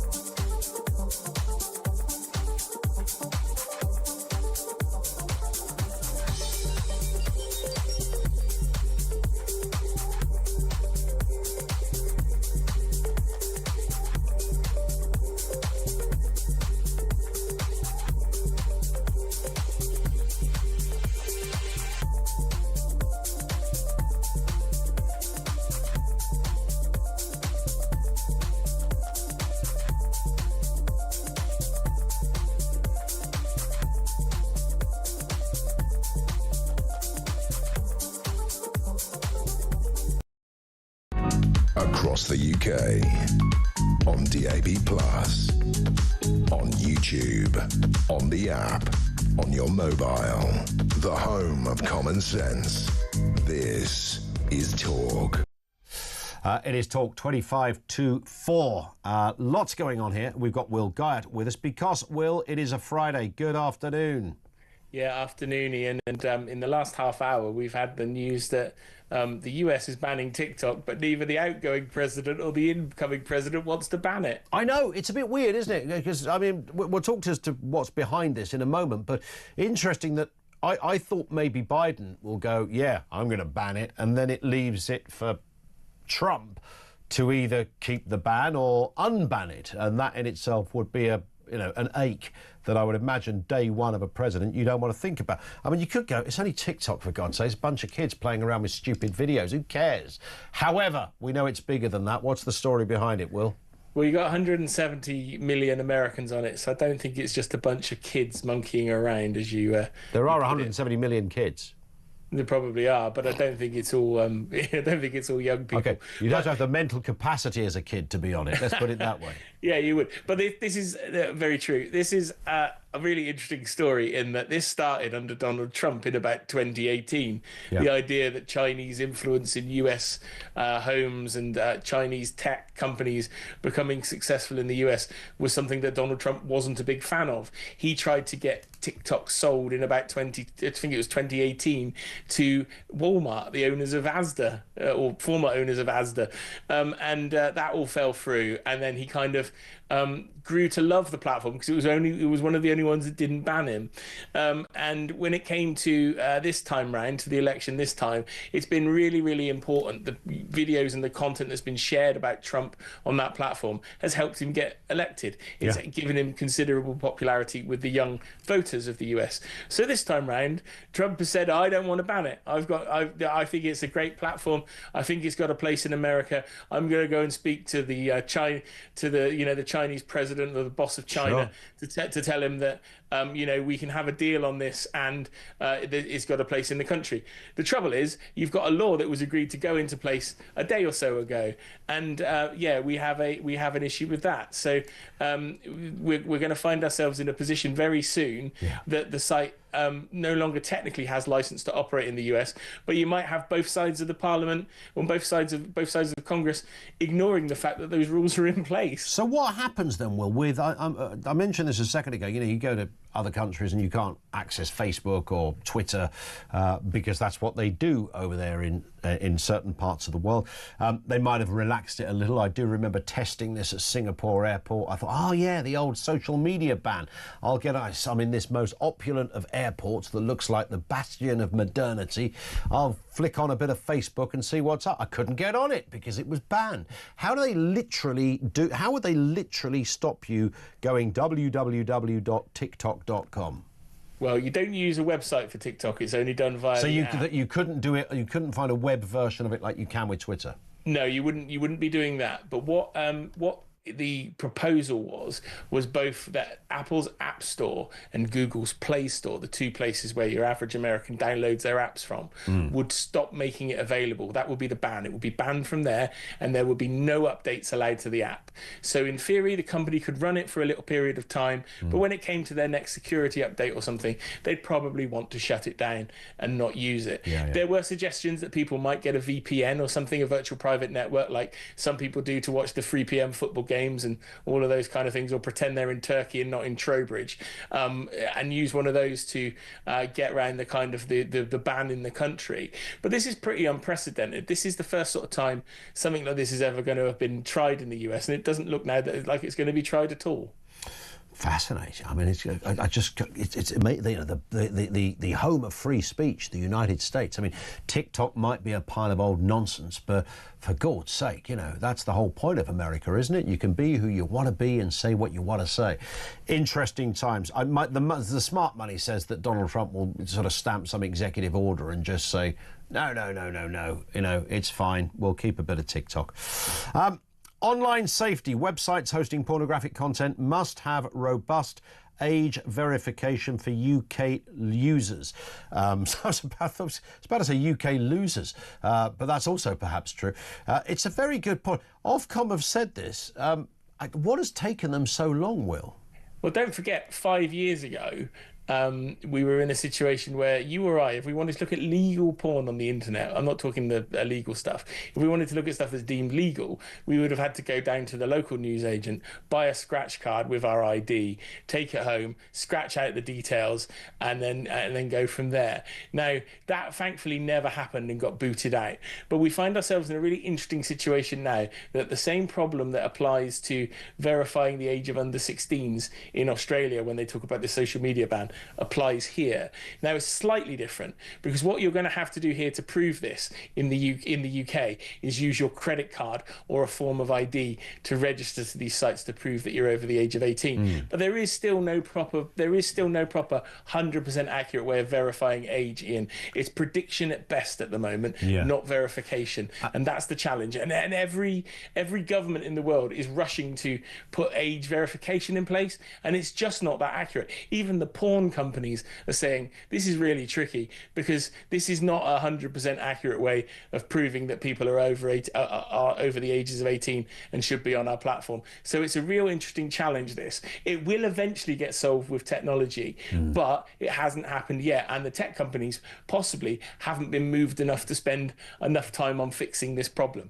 They're focused elsewhere. But if this becomes something that's going to start taking their lunch money away across all areas of tech, gambling, social media, video games, etc., etc., etc., if you have to verify an age, they're all going to become increasingly interested in trying to fix the problem. And you'd think facial recognition would do it, but I suppose the last thing most people are thinking of when they visit a porn site is to stick their face in front of a camera. But that would, you can see the sort of downside of that. But maybe some people say, well, that's a good thing. If algorithms and AI, gets as good as we're told it's going to, then surely they could just take a look at your physog and go, you're not 18, clear off. Last time you and I talked about facial recognition, you were upset because it said you were 67. And that's very true. That's obviously not correct or accurate. Well, particularly since at the time I was 27, so it's particularly troubling, wasn't it? But there we go. Apple suspends, talking of AI, Apple have suspended their sort of AI-generated news alerts. I know there's been some controversy over this, hasn't there, with the certainly with the BBC had a bit of a thing to say or two about it. Yeah, this is a rare mishit for Apple, actually, in that obviously they sort of launched their artificial intelligence, Apple Intelligence on their platform. And this was all about taking news headlines and summarising them, or taking news stories and summarising them.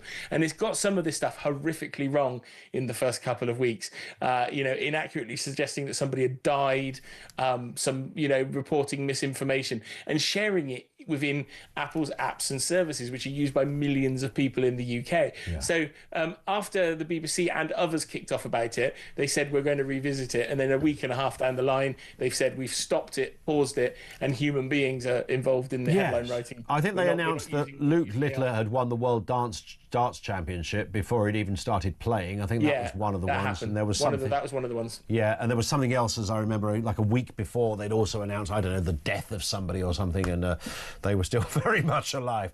So I suppose that, they would go, wow, that's the wobble of the new technology, maybe. Yeah, they would say it's trying to, solve this stuff. We're testing it. We're still pioneering it, that kind of stuff. But it's hugely embarrassing in a world where we've got enough problems with fake news and, misinformation already. We don't want Apple helping with that. Yeah, fair point. And this one as well. British Telecom, BT has abandoned its scheme to turn green street cabinets into electric vehicle charging points, they were going to look at 60,000 conversions. We know the green cabinets, don't we? They were going to try and convert 60,000 of them. They thought this is a good initiative. How many did they complete, Will? One. Wow. What happened? Did a fella go there and go, no, I ain't got a spanner for that, mate? Somewhere in the top of Scotland, I think it was. I just think they realised things had moved on a bit since they announced this donkeys years ago. Now, various people have used this as a suggestion that the EV charging revolution or the EV revolution is failing, and et cetera, et cetera, et cetera. But I think the reality is it was probably more of a time-consuming job than they thought it was. It was probably going to cost them a lot more money than they thought it was, and they also weren't going to make as much money as they thought they were going to. So that is probably the reason as to why they pulled out, because the reality is it's not perfect. The public charging network definitely isn't perfect. I charge my car mostly at home, but what's happened in the last 5 years, I think there's been something like a 250% increase in public chargers. In my little town alone, we've gone from having one really crap one to 10 really good ones, and if that's the indication in my small corner of Wiltshire, I think that's probably the same in a lot of places. So we're seeing a growing number of these chargers, etc., being put in place. Yeah, and I mean, if you've seen inside one of those green cabinets, I mean, you don't want to put anything in there, frankly. They're mucky old dusty things. I heard a story that rats used to like to get in them because they were nice and warm and they'd cause all sorts of untold damage. Yeah, well, it's I mean, sure, you're only asking for trouble if you put about 10 billion wires in a cabinet and a rat gets in there. There's only one thing they're going to do, and that's chew them. Great stuff, Will. Always a pleasure. Will Guyat, Talks Tech correspondent, with us on the programme. Thank you to him. Back soon with more stories as well. And you on the phones too. 0344 499 1000. This is Talk.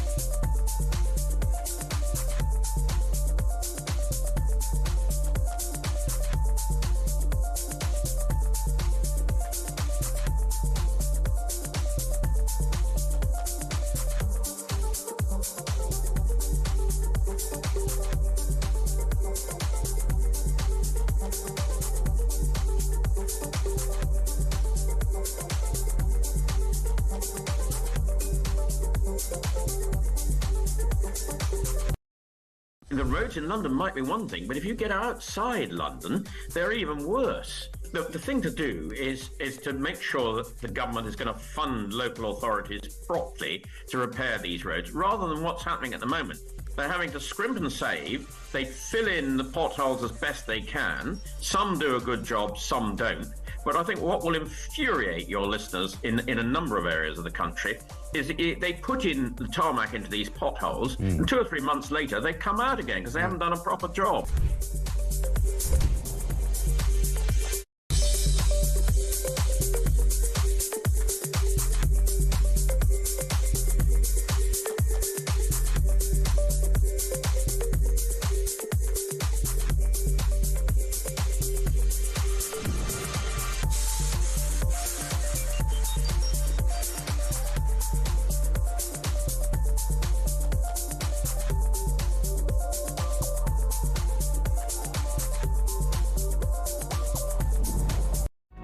Across the UK, on DAB+, on YouTube, on the app, on your mobile, the home of common sense. This is Talk. Jonathan Gullis is going to be here at 4 o'clock on Drive this afternoon. The former Tory MP is going to be, former Tory MP. Jonathan Gullis is, just there's so many former Tory MPs, and I don't know Jonathan quite well. And I had to think there and check myself, bearing in mind they had a bit of a slaughtering, didn't they, the Tories, at the last election. This is Ben in Guildford. How you doing, Ben? Good, Ian. How are you? I'm all right, thanks. Yeah, what are your thoughts? So let's remove Kemi, the person, from the statement.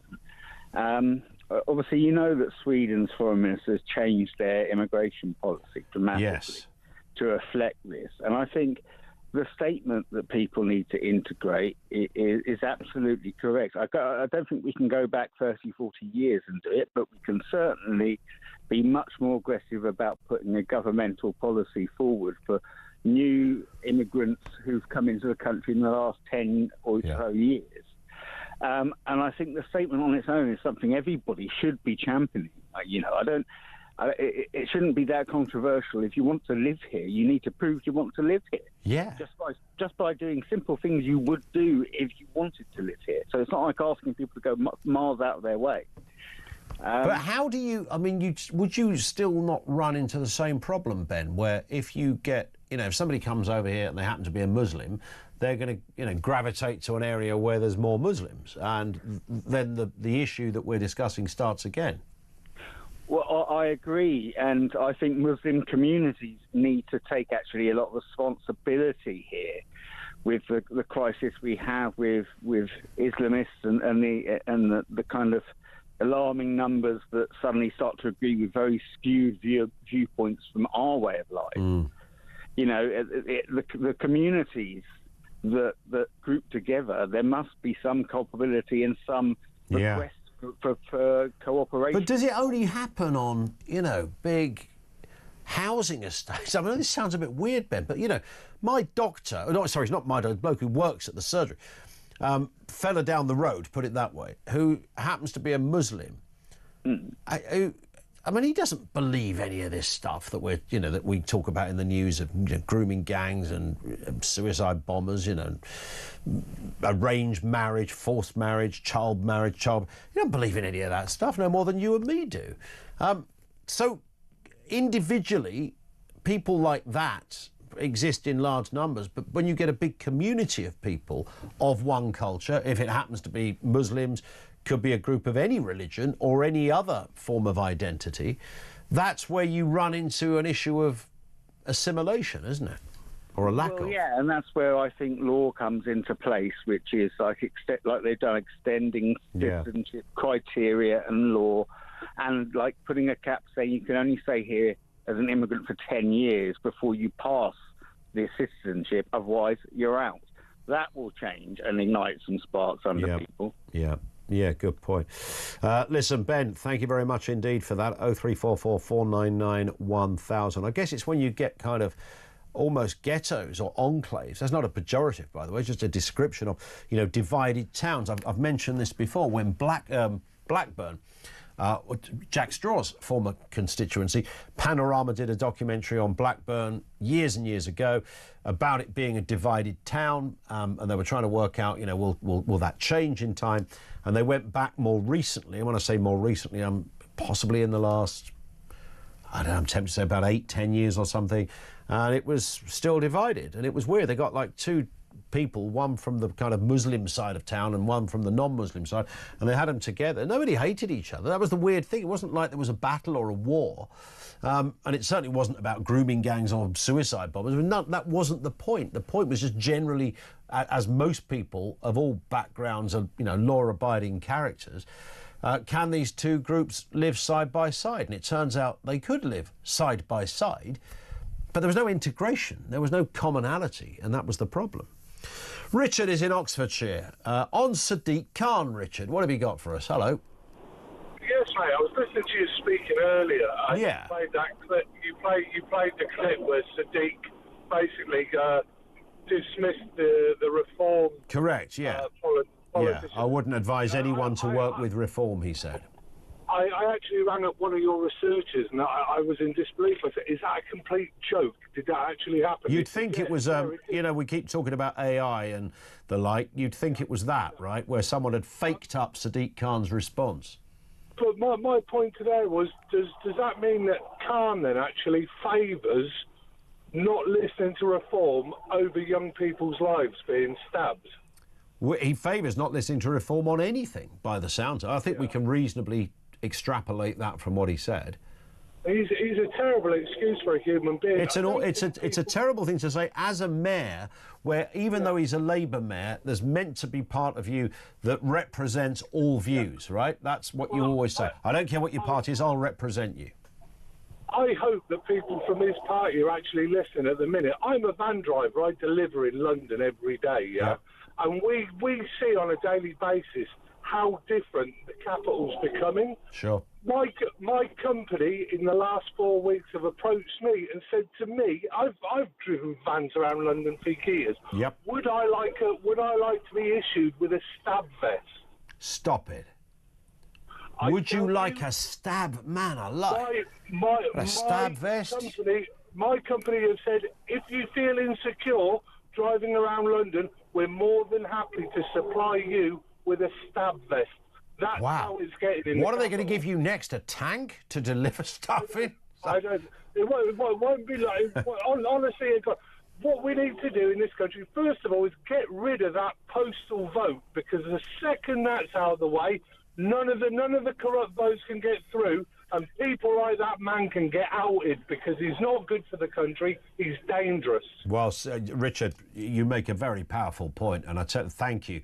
And I tell you what, based on that clip we played, it was, the more you think about it, the more you let it digest, the more absolutely outrageous it is that Sadiq Khan not only said this, but he seems to have got away with saying this. I mean, it beggars belief that part of your brief as a mayor, like any MP or politician, part of the deal is that you say, look, I might have been voted in as a Tory or Labour or Lib Dem, but I'm going to represent everyone. So when Sadiq Khan turns to the only Reform UK member on the London Assembly and says, nah, I'm not going to advise anyone works with you, mate, not only are you having a pop at him, you're having a pop at anybody who happens to be a Reform UK voter. Outrageous. Jonathan Gullis is a former Conservative MP. He's also on the team sheet here at Talk. And he's doing Drive after the news. It's always exciting, Jonathan. How are you doing? I'm all right, buddy. How are you doing? I'm good, thank you. Did you see the Sadiq Khan clip? Have you seen that? So I've tweeted that it's absolutely disgusting. It's outrageous that he would put party politics ahead of the safety of Londoners. Correct. And that any other opposition, so Conservative GLA members, whoever, should be backing this piece of legislation. Correct. Because at the end of the day, it's more important that we hold Sadiq Khan to account, that we make Londoners safer, and it's the responsibility of opposition sometimes to coordinate and collaborate in the interest of the people. And you know what it's like, as you know, when you would hold surgeries as an MP, people would come along, so, you know, Dodge Pop McDougal, the die-hard lefty, would turn up. You know, you didn't judge him because he was a left-winger or a socialist. You were his MP. So that was your duty, regardless of colour, to represent and listen to the... Well, my good lady, my wife, is actually a former Labour Party member, so... If for God's sake, Jonathan, now you're really getting into murky territory. So if we can marry, if we can have a harmonious household, then why can't we all learn to work together in the interest, in this case, of the British people? And Sadiq Khan should be reducing his staffing levels back to 2016. Why does he constantly need the world's largest PR agency, it feels like, at City